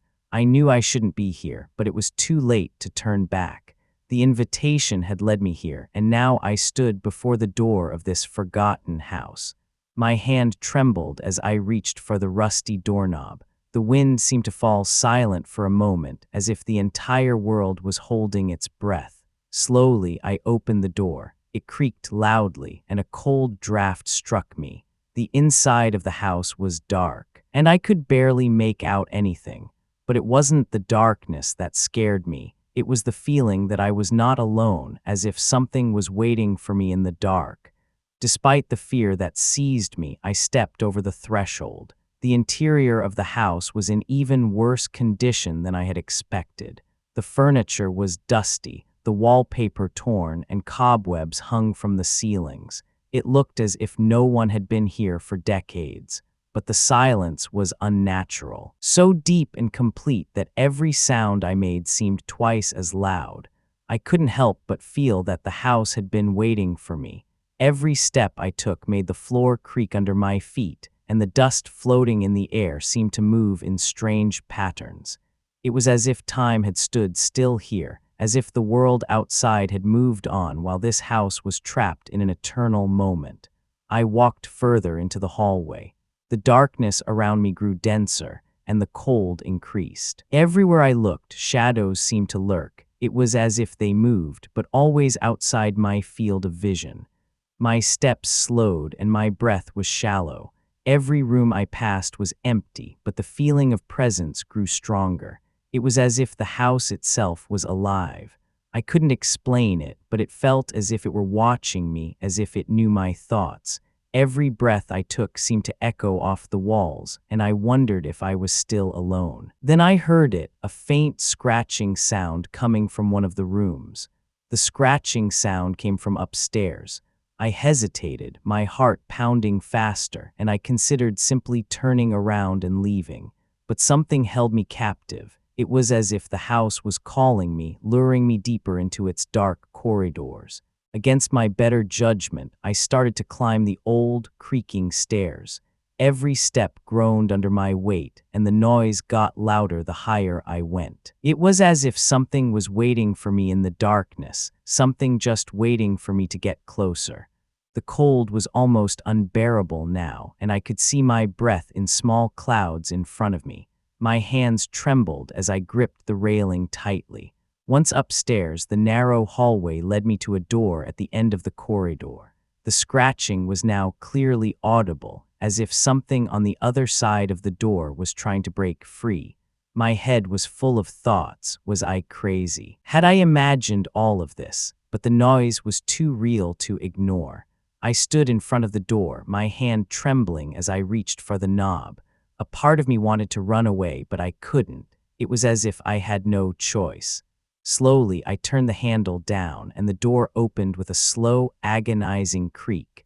What I saw behind the door made the blood freeze in my veins. The room was small and almost empty, except for an old, crumbling mirror in the corner. But that wasn't what sent me into a panic. In the middle of the room, barely visible in the moonlight, stood a figure. It was so motionless that I didn't notice it at first, but then I realized that it was staring at me. The figure was wrapped in a long, dark cloak, and its face was unrecognizable. It was too dark, and the shadow seemed to fill the entire room, but I felt the eyes watching me through the darkness. A cold shiver ran down my spine, and my body froze. I wanted to scream, wanted to run away, but my body wouldn't obey me. It was as if the figure had cast a spell on me, as if I were trapped in that moment. The air in the room seemed to stand still, and time lost all meaning. I couldn't even hear my own breath. Then suddenly the figure slowly, almost deliberately, raised a hand and pointed at me. It was an ominous gesture, and at that moment I knew I had made a big mistake. I should never have entered this house. The invitation was not an invitation, it was a warning. Before I could react, I heard the scratching again, this time right behind me. In pure panic, I turned around. The scratching came from the wall behind me, as if something was lurking right inside the walls of the house. My heart pounded, and I knew I had to get out of this room, out of this house. Without thinking, I ran to the door, threw it open, and rushed down the hallway. I could still hear the noise. It followed me. A scratching sound that followed me through the entire house, as if it were pursuing me. The darkness in the corridors was even denser now, and the shadows seemed to reach for me as if they were grabbing at me. My steps were hurried, my thoughts chaotic, but I knew I had to get out of here. The stairs creaked under my feet as I rushed down them. Every breath was hard, and the cold seemed to crush me, but the noise didn't stop. It was as if the house itself was trying to hold me, to devour me. Every step became heavier, as if the floor was giving way beneath me. I reached the entrance hall and rushed to the door. My hands trembled as I tried to turn the rusty knob, but the door wouldn't move a millimeter. It was as if it were locked, as if the house wouldn't let me escape. Panic gripped me, and I desperately hit the door. Then I felt it, a coldness approaching from behind. I slowly turned around. The cold surrounding me was different from before. It wasn't just the cold of the old house. It was a cold that came from something else. I couldn't see it, but I knew it was there. Something was behind me, something I couldn't understand, something I couldn't see, but I felt its presence. My heart pounded, and panic threatened to overwhelm me. I was trapped with no way out. The door was locked, and the darkness around me grew denser. It was as if the house itself was working against me, as if it wouldn't let me escape. I could still hear the scratching. It was getting closer, louder, and I knew I couldn't wait any longer. With all my strength, I tried to pull the door open, but it remained locked. I felt the cold envelop me, as if invisible hands were reaching for me. I turned around, but there was nothing there, only the darkness surrounding me and the feeling that something was lurking in that darkness. My hands trembled, and I could barely breathe anymore. The cold penetrated every fiber of my body, and I knew I didn't have much time left. I took a step back from the door and felt my legs give way. Then, without warning, the scratching stopped. The sudden silence was even worse than the scratching.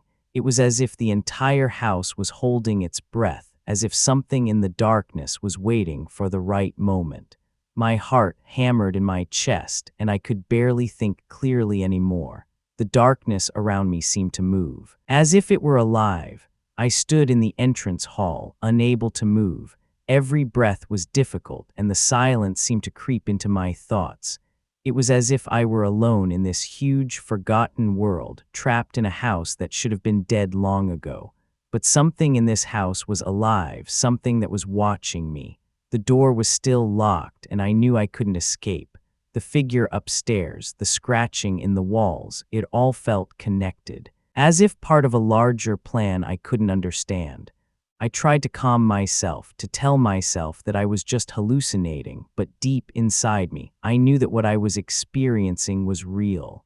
The silence, the darkness, the cold, they were all too present to be just in my head. Then I heard it again. This time it wasn't scratching, it was a faint whisper. The whisper was barely audible, but it cut through the silence like a knife. It came from all sides, from the walls, from the darkness, and I couldn't understand the words. They were distorted, foreign, but I felt their meaning. It was as if the house itself was speaking to me, warning me or mocking me. Every nerve in my body was tense, and I felt panic growing in me. The whisper grew louder, more insistent, as if it wanted to drive me insane. I tried to ignore it, but it filled my head, leaving me no clear thought. It was everywhere, and yet I couldn't see anyone. My legs trembled, and I could barely stand anymore. I knew I had to get out of this house, but the door was still locked, and the darkness around me grew denser. The whisper now sounded almost like laughter, as if the darkness itself was making fun of me. I took a step back, feeling the cold wood of the door against my back. The walls seemed to close in on me, and the whisper filled the room. My hands were shaking, and I wanted to scream, but no sound escaped my lips. Then the whisper suddenly stopped, and silence returned. The sudden silence was even more oppressive. My heart pounded, and I knew something terrible was about to happen. It was as if the house was waiting for me to take the next step, but I couldn't move. My legs felt as if they were frozen in place, and the darkness around me grew denser. I couldn't breathe anymore. Then I saw it, a shadow moving in the darkness, barely visible but disturbingly real. It seemed to detach itself from the walls, as if it were formed from the darkness itself. My breath hitched, and I couldn't move.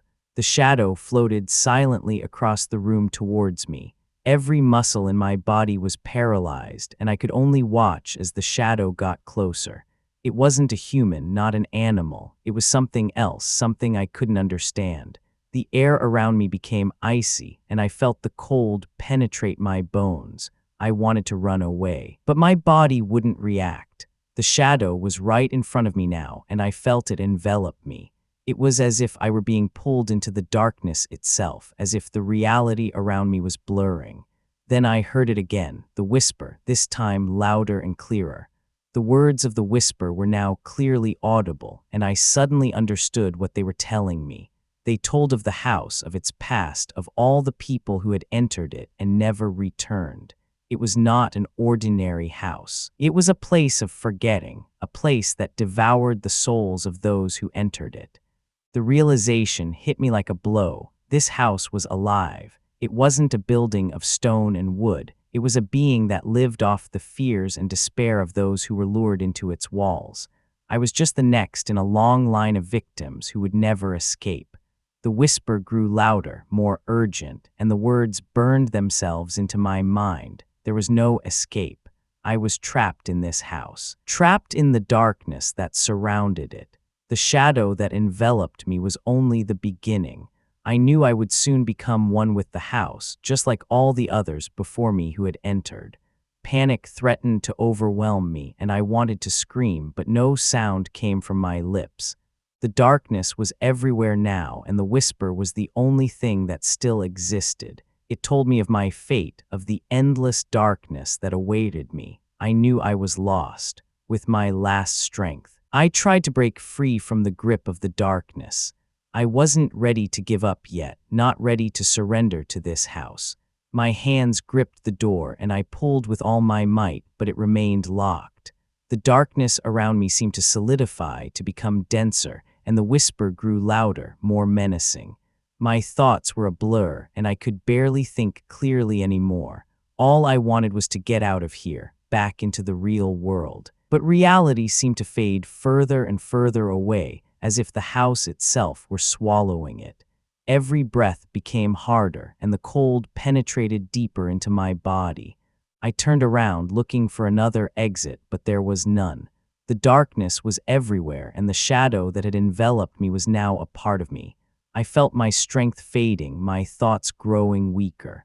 The whisper now spoke directly to me, as if trying to soothe me. There was no escape. I was trapped. I knew I had no choice left. The house had cast its spell on me, and there was nothing I could do to escape. The darkness was everywhere, and I felt it swallowing me, as if the house itself was calling me, pulling me into its world. I felt no fear, only a strange calm, as if I had accepted my fate, as if I knew this was the only way. The whisper was now clear and distinct, and I understood what it was telling me. It was time to let go. With a final breath, I let go of the door and stepped back into the darkness. The shadow that had enveloped me was now a part of me, and I knew I would never escape. But strangely enough, I felt no pain, no fear, only a deep, endless silence. The house had won. I don't know how long I remained in the darkness.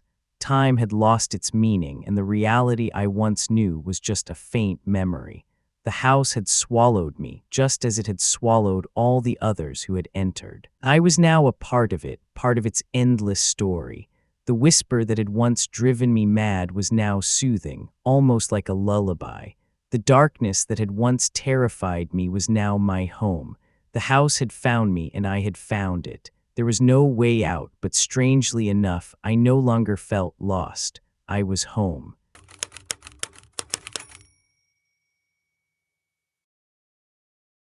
As a child, I often heard the legend of the Pumpkin Man.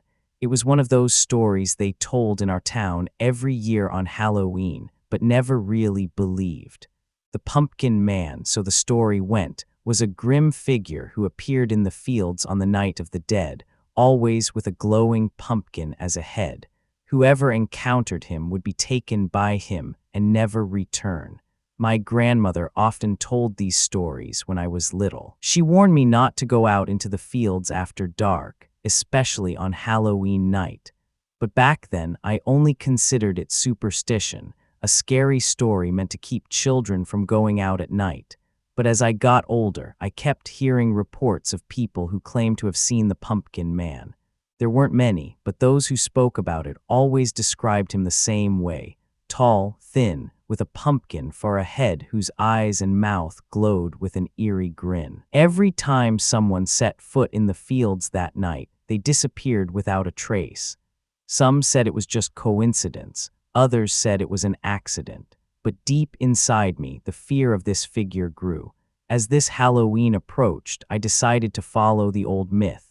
I wanted to find out if the Pumpkin Man really existed. I hadn't heard anything about the legend for a long time until a few weeks ago when I met old friends who still lived in our town. We talked about old times, and one of them mentioned the Pumpkin Man almost casually, as if it were an old fairy tale that reminded us all of our childhood.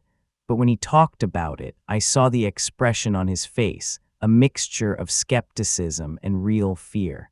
My curiosity was piqued.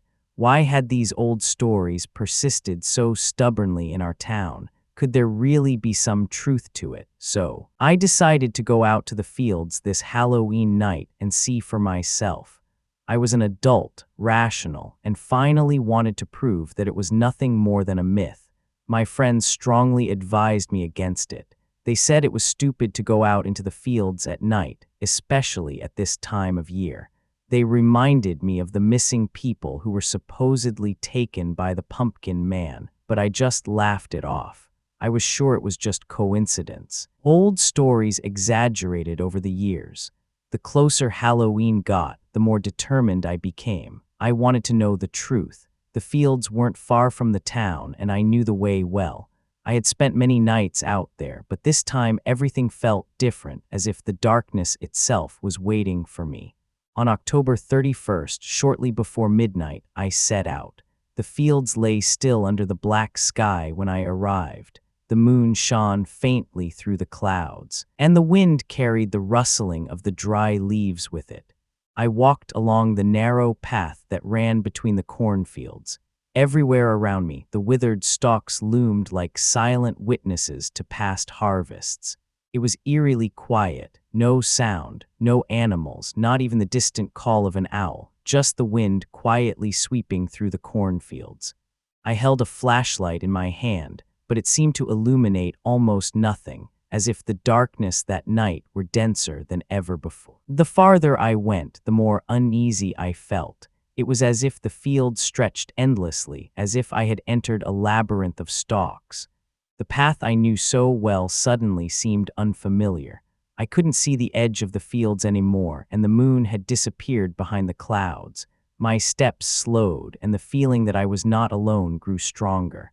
The silence, the darkness, it was as if something was lurking around me, invisible but present. I laughed nervously. It was absurd. The Pumpkin Man was just a story, nothing more. But then I heard it, a faint scratching sound coming from deep within the fields. The noise was quiet, almost imperceptible, but in the complete silence of the night it seemed to amplify. It sounded like something being dragged across the ground, a slow, scraping noise that echoed in my ears. I stopped and held my breath, trying to locate the source of the noise, but it seemed to come from all around me. My heart rate accelerated and my hands tightened with nervousness. Was it just the wind rustling the dry stalks? But it was completely different. I directed the flashlight toward the cornfields, but the light was swallowed by the dense rows of stalks. All I saw was the dense, lifeless cornfield stretching seemingly endlessly before me. But the feeling that something was watching me wouldn't go away. I took a few more steps. The noise followed me. It was clearer now, as if something was slowly crawling through the fields. I tried to stay calm, to tell myself it was just my nerves, that there was nothing unusual, but deep inside I knew something was wrong. Then, in the faint light of my flashlight, I saw it, a large, dark figure moving at the edge of the field. For a moment, I thought it was my eyes playing tricks on me. The darkness could often distort shadows and make things appear that weren't there. But the figure was real, large, with a massive body, and it was moving slowly but deliberately between the corn stalks. My breath hitched, and I felt my heart pounding against my chest. The legend of the Pumpkin Man instantly flashed through my mind, and for the first time that evening, I felt real fear. It couldn't be true. It was just a story, or was it? The figure was real, and it was moving toward me.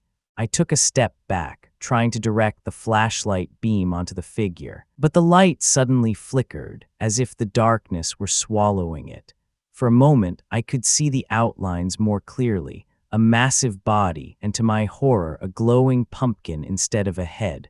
The grotesque grin of the pumpkin glowed in the faint moonlight, and the eye sockets seemed to be directed right at me. It was as if the pumpkin were alive, as if the light inside it pulsed like the heart of a creature not of this world. Panic coursed through me, and I turned to run away. But before I could even take a step, I heard the figure's steps following me, slow, heavy, and relentless. My first instinct was to run. The darkness seemed to close in around me, and the pumpkin man was pursuing me with a slow but determined movement. I could hear his heavy steps behind me, the sound of something breaking through the dry stalks. I ran as fast as I could, but it felt as if I were in a nightmare. My legs weren't fast enough. Every step seemed to get heavier, and the path I knew seemed to dissolve in the darkness. There was no way out, only endless rows of cornfields surrounding me. The noise behind me grew louder, closer. The pumpkin man was right on my heels, and I could feel the glowing shine of his head on my neck. Fear overwhelmed me, and I stumbled over a root, falling hard onto the ground. The flashlight rolled out of my hand and went out. I lay there, breathing heavily in my chest, while the sound of the steps grew closer. There was no doubt he was right behind me now. I wanted to get up, wanted to keep running, but my body was paralyzed with fear. I could only lie there and hear the steps getting closer and closer. Then in the deep darkness, I saw it again, the grinning face of the pumpkin staring directly at me. Fear completely paralyzed me as the steps came to a halt right next to me. I could feel the breath of the pumpkin man, even though I knew he had no mouth, at least none I could explain. But the glowing light from his eye sockets and grinning mouth illuminated the ground around me in a faint orange shimmer. I tried to move, but my legs felt as if they were rooted to the ground. My hands clawed at the dry earth as if I could hold on to it, but it was useless. Slowly, I raised my head, and there he was, right above me, the pumpkin man. His body was tall and thin, almost like the skeleton of a man, wrapped in a long, torn coat. But it was his head, the glowing pumpkin, that filled me with terror. The grotesque smile carved into the pumpkin's face seemed alive, and the eye sockets glowed with an intense, eerie light. Slowly, he bent down toward me, and I felt the pressure of his bony hand on my shoulder.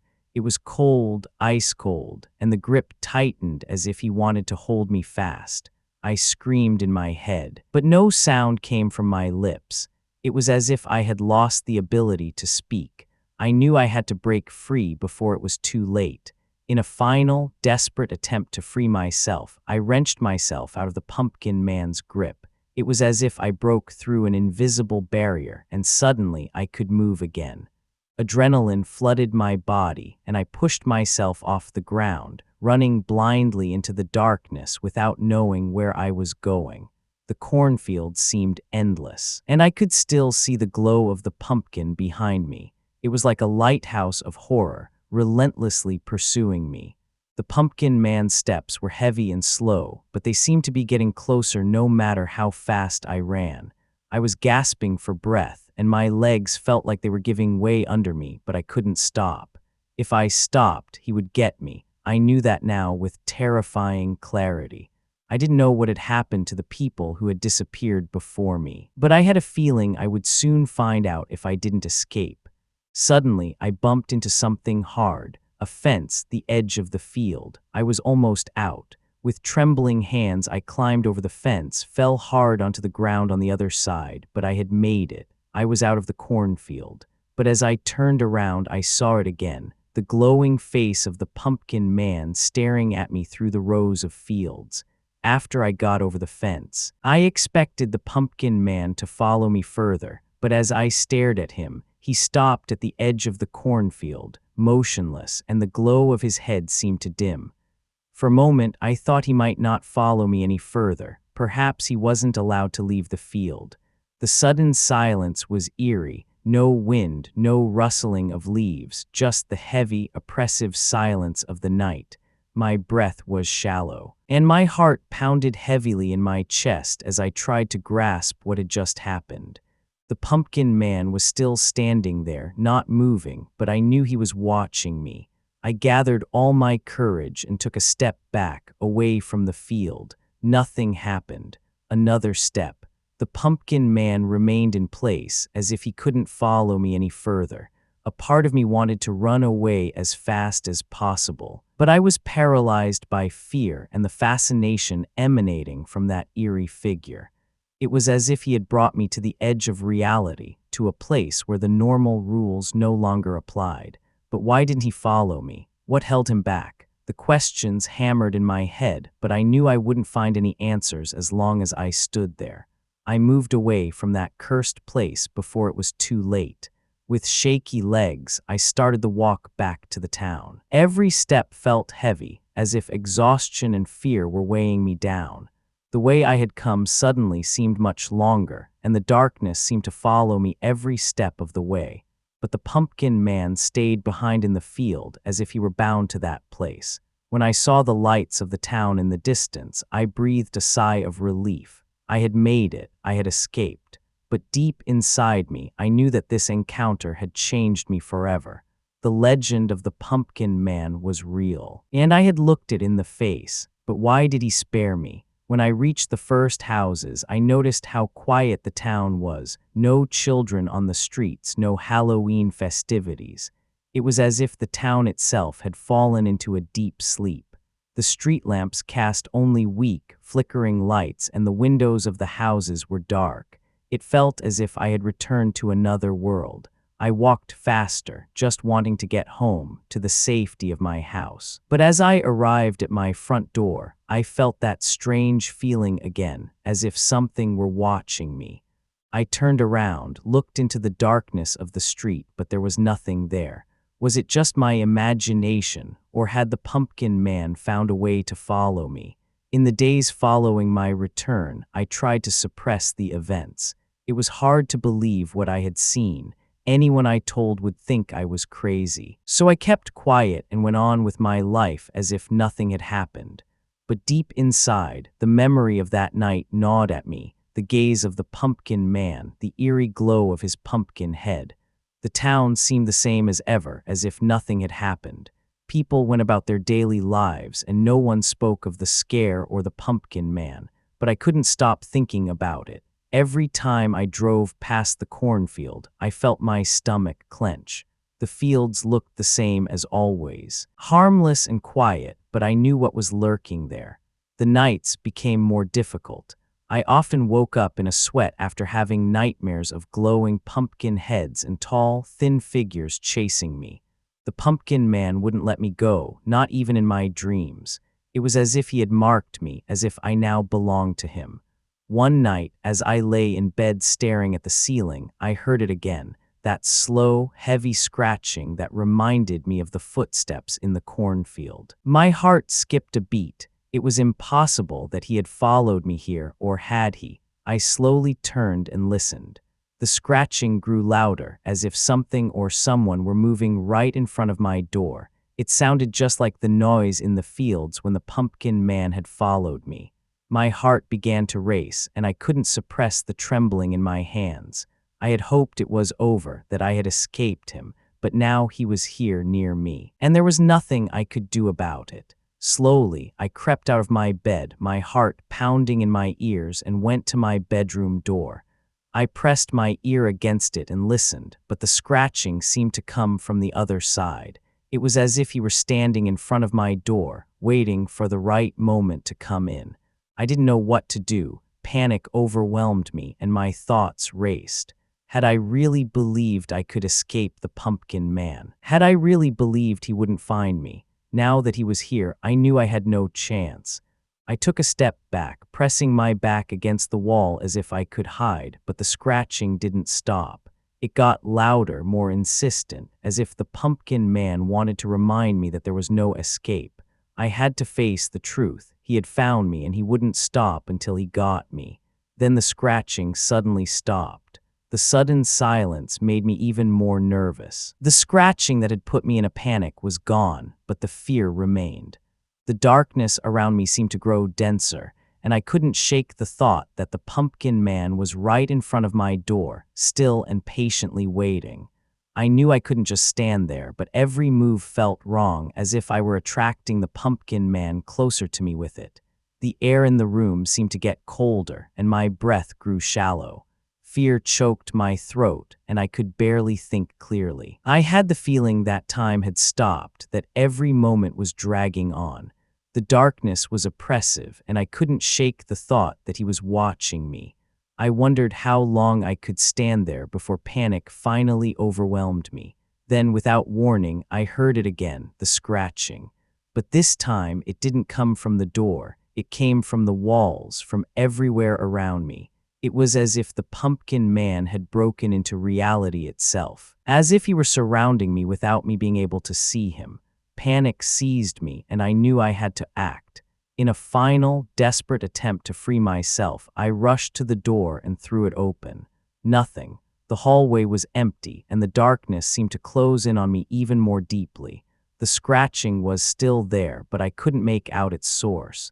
It was as if it were echoing right inside my head, as if the pumpkin man were chasing me from the inside. I ran through the house, my steps echoing through the silent rooms, but no matter where I went, the scratching followed me. It got louder, more threatening, as if it were pursuing me, as if the pumpkin man were lurking in every corner. My heart pounded and my thoughts were a jumble. I no longer knew what was real and what wasn't. Finally, I reached the front door and threw it open. The cold night air hit my face, and for a moment I thought I had escaped. But as I stepped out into the darkness, I saw it again, the eerie glow of the pumpkin staring at me through the night. He was here. The pumpkin man had found me, and there was no way out anymore. I couldn't escape. The steps became audible again, slow and heavy, and I felt fear overwhelm me. The pumpkin man had come to get me. The pumpkin man stood right in front of me now, the grinning face of his pumpkin head glowing in the darkness. I couldn't run away, couldn't scream. It was as if time had stopped and reality around me shattered. The pumpkin man slowly raised his hand and pointed at me as if warning me one last time. I knew this was the end. There was no escape. He was here and I was his next victim. The legend had turned out to be true, and I had been foolish enough to try to get to the bottom of it. Now, in the darkness, I knew that the pumpkin man never stopped hunting. Slowly, agonizingly slowly, he bent down toward me. The light of his pumpkin head blinded me, and I could only see the grotesque grin that drove me to madness. Then he placed his bony hand on my shoulder, and the darkness engulfed me for good. The hunt was over. The pumpkin man had won.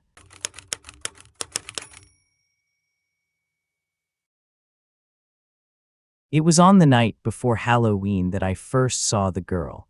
I was on my way home after working overtime. The streets were empty, only the weak lights of the street lamps illuminating the otherwise dark surroundings. It was that time of year when the nights grew longer and the air colder. Everything seemed a little unsettling. I noticed her when I took the shortcut through the old park. She stood all alone right next to one of the trees, a small girl holding an old, flickering lantern in her hand. She was wearing a simple dress that looked like it was from another time. Her hair was long and black, and her face was hidden in the shadow of her hood. My first thought was that she must be lost. Who lets a child wander around alone in a park at this hour? I stopped and looked at her, but she didn't move. She held the lantern in front of her, and the flickering light made her face disappear into the shadow.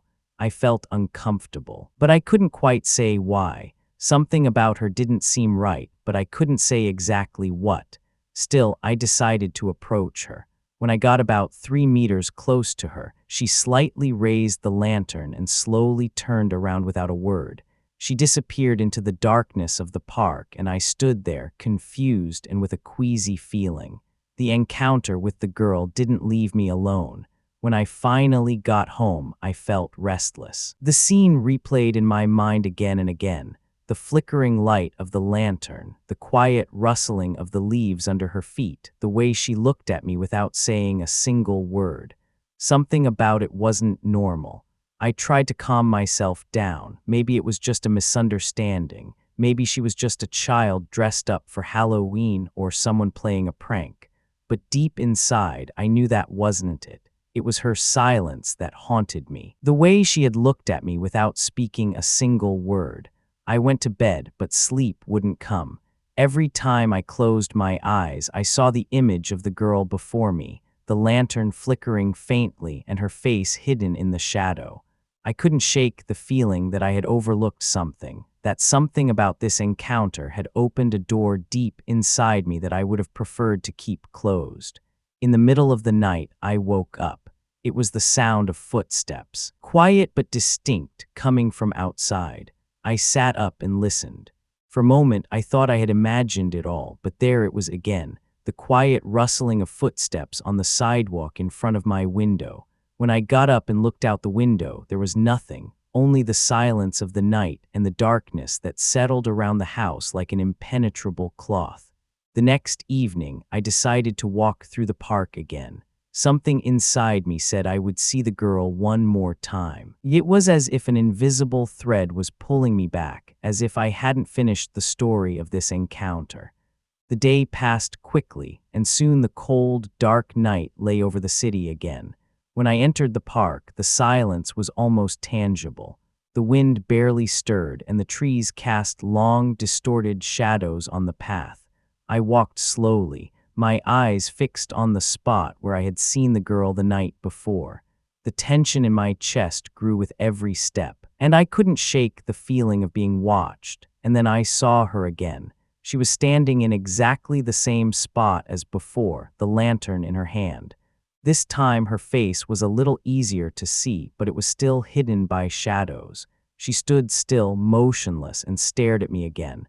The light of the lantern was weak, as if it could go out at any moment. Again I spoke to her, and again I received no answer. But this time, something was different. It was as if she was expecting me, as if she had been waiting for this moment.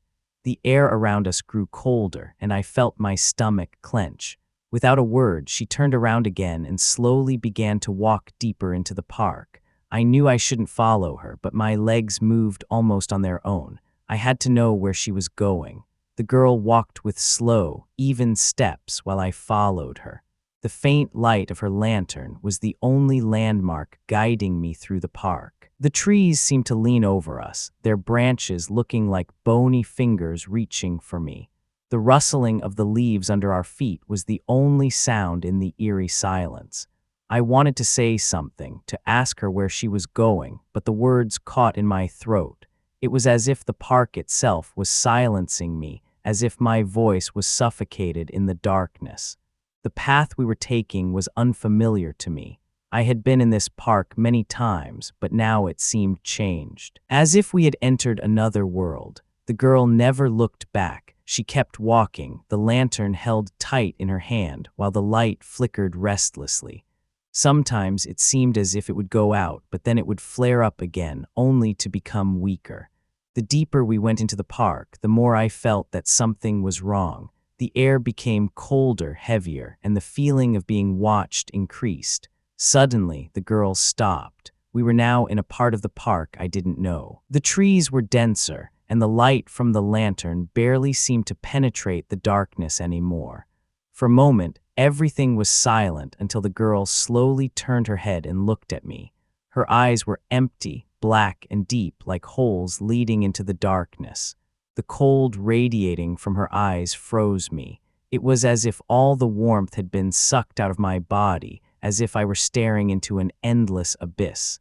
I couldn't move, couldn't speak. All I could do was stare back into those empty black eyes that threatened to swallow me. The silence around us became almost deafening. No wind, no rustling of leaves, nothing, just the quiet, irregular flickering of the lantern, which seemed to be getting weaker with every moment. I wanted to run away, to get away from this eerie figure, but my body was paralyzed. Then, as suddenly as the silence had come, I heard it, a sound, a quiet, almost imperceptible giggle that seemed to come from deep within the darkness. It was the laugh of a child, but it was distorted, unnatural. It made the blood freeze in my veins. The girl didn't move. She still stood there motionless while the laughter grew louder, as if the darkness itself was laughing at me. My heart pounded, and I felt panic rising in me. I had to get out of here. I couldn't stay here any longer. But as I took a step back, the lantern suddenly went out, and I was plunged into complete darkness. The darkness was so dense that I couldn't even see my own hand in front of my eyes. My heart was beating wildly, and my breath was shallow as I tried to sense my surroundings, but there was nothing, no light, no sound, no movement. I was alone in the dark, and the girl had disappeared. Panic seized me, and I spun around, desperately searching for an exit, but every step I took seemed to lead me deeper into the darkness. There was no way back. The silence was oppressive, and I felt as if the darkness itself was closing in on me, as if it were sucking me in. Then I heard it again, the quiet giggle that came from the darkness. It was closer, much closer than before, and it made my blood run cold. I wanted to run, but my legs felt heavy as if they were stuck in the ground. The giggle grew louder, more menacing, and I couldn't shake the feeling that it was moving around me, circling me. I called for help, but my voice faded into the darkness, as if the air around me were swallowing the sound. There was no answer, only the eerie laughter that now seemed to be right next to me.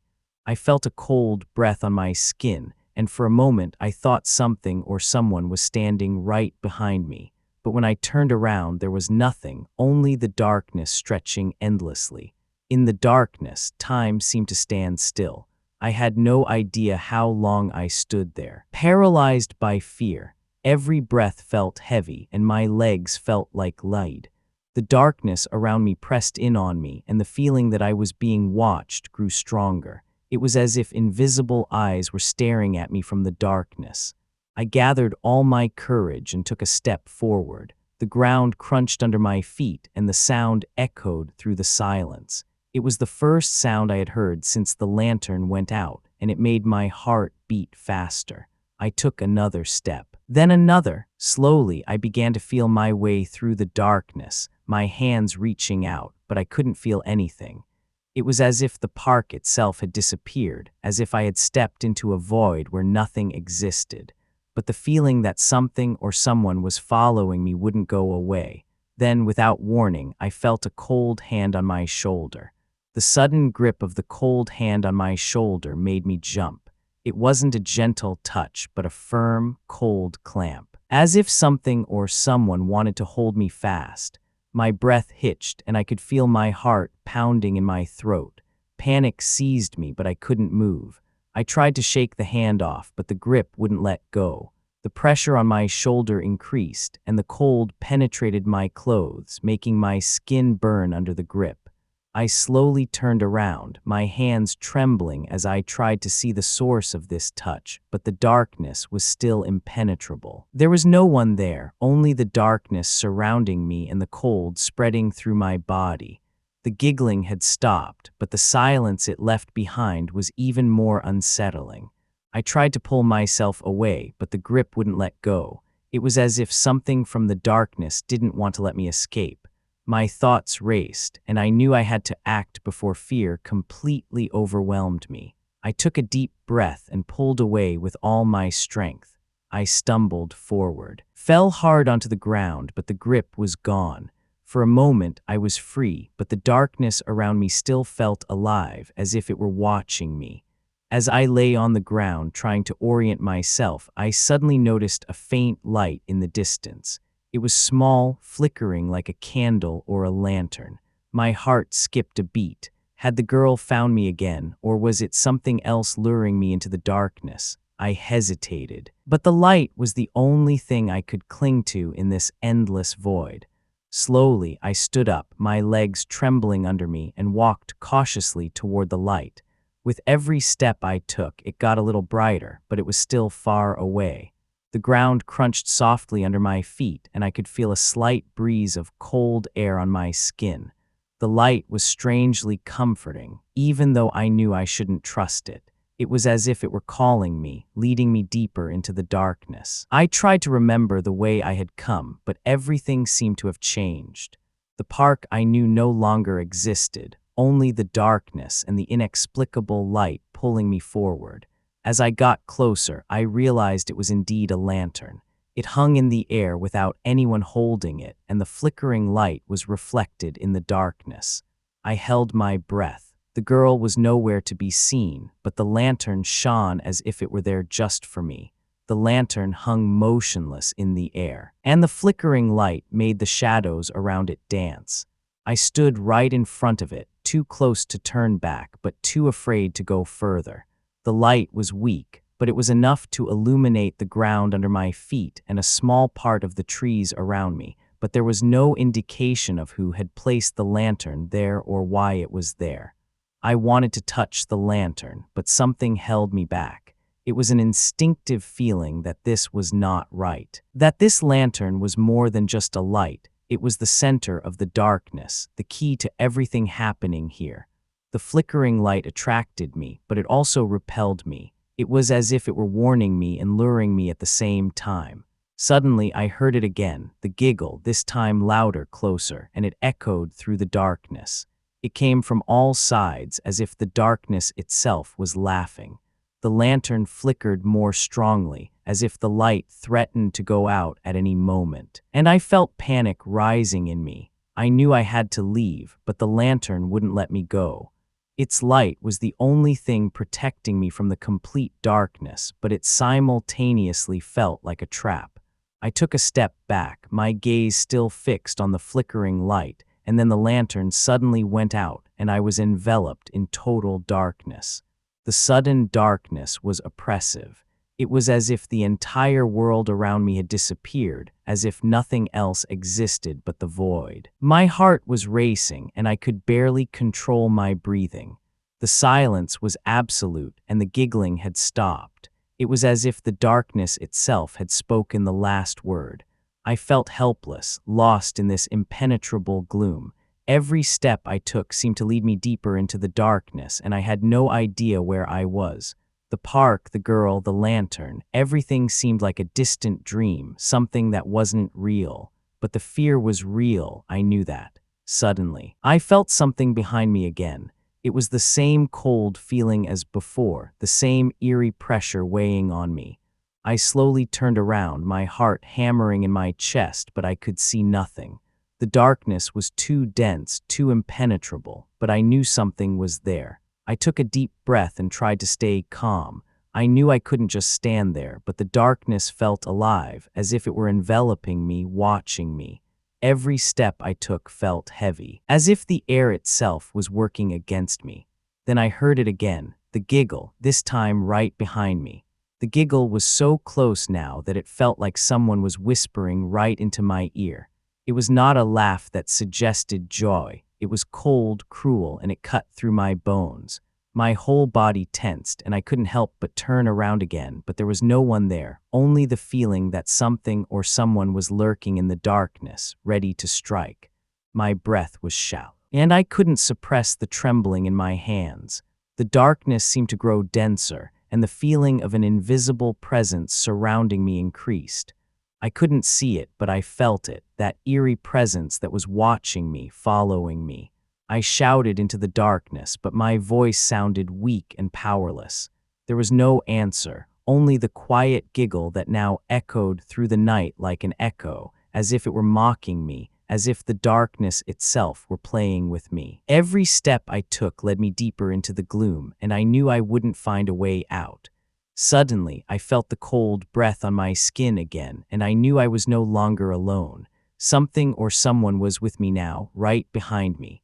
The giggling stopped and silence returned. I knew I had to turn around, but fear paralyzed me. The cold on my skin was unbearable. I knew I wasn't alone, but I couldn't bring myself to turn around. My legs felt as if they were frozen in place, and my breath was shallow.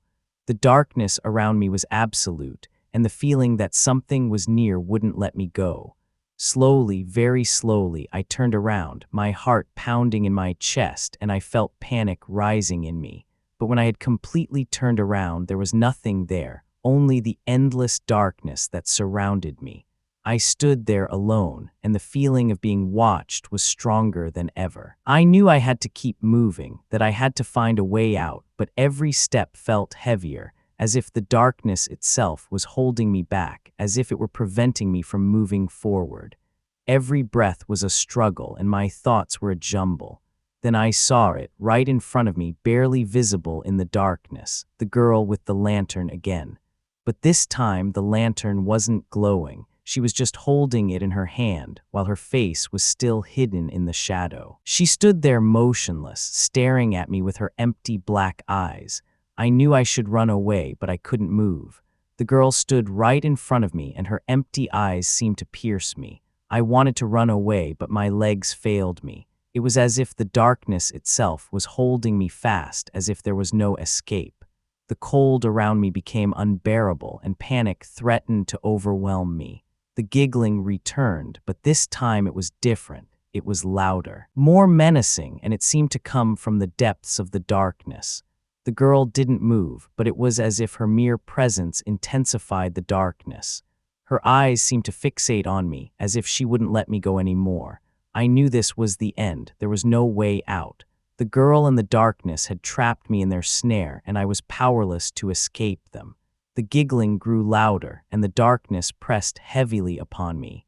My legs gave way, and I fell to my knees. Unable to move, the lantern in the girl's hand flickered briefly, as if it wanted to light up again for a moment, but then it went out completely, and I was plunged back into total darkness.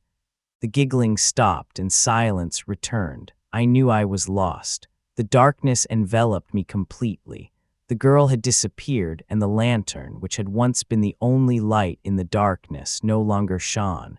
I knew there was no escape. The darkness had swallowed me, and I was now a part of it. The cold was no longer just around me. It was inside me.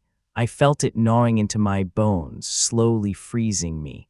My thoughts grew heavier, and I could feel the darkness within me as if I myself were becoming a part of it.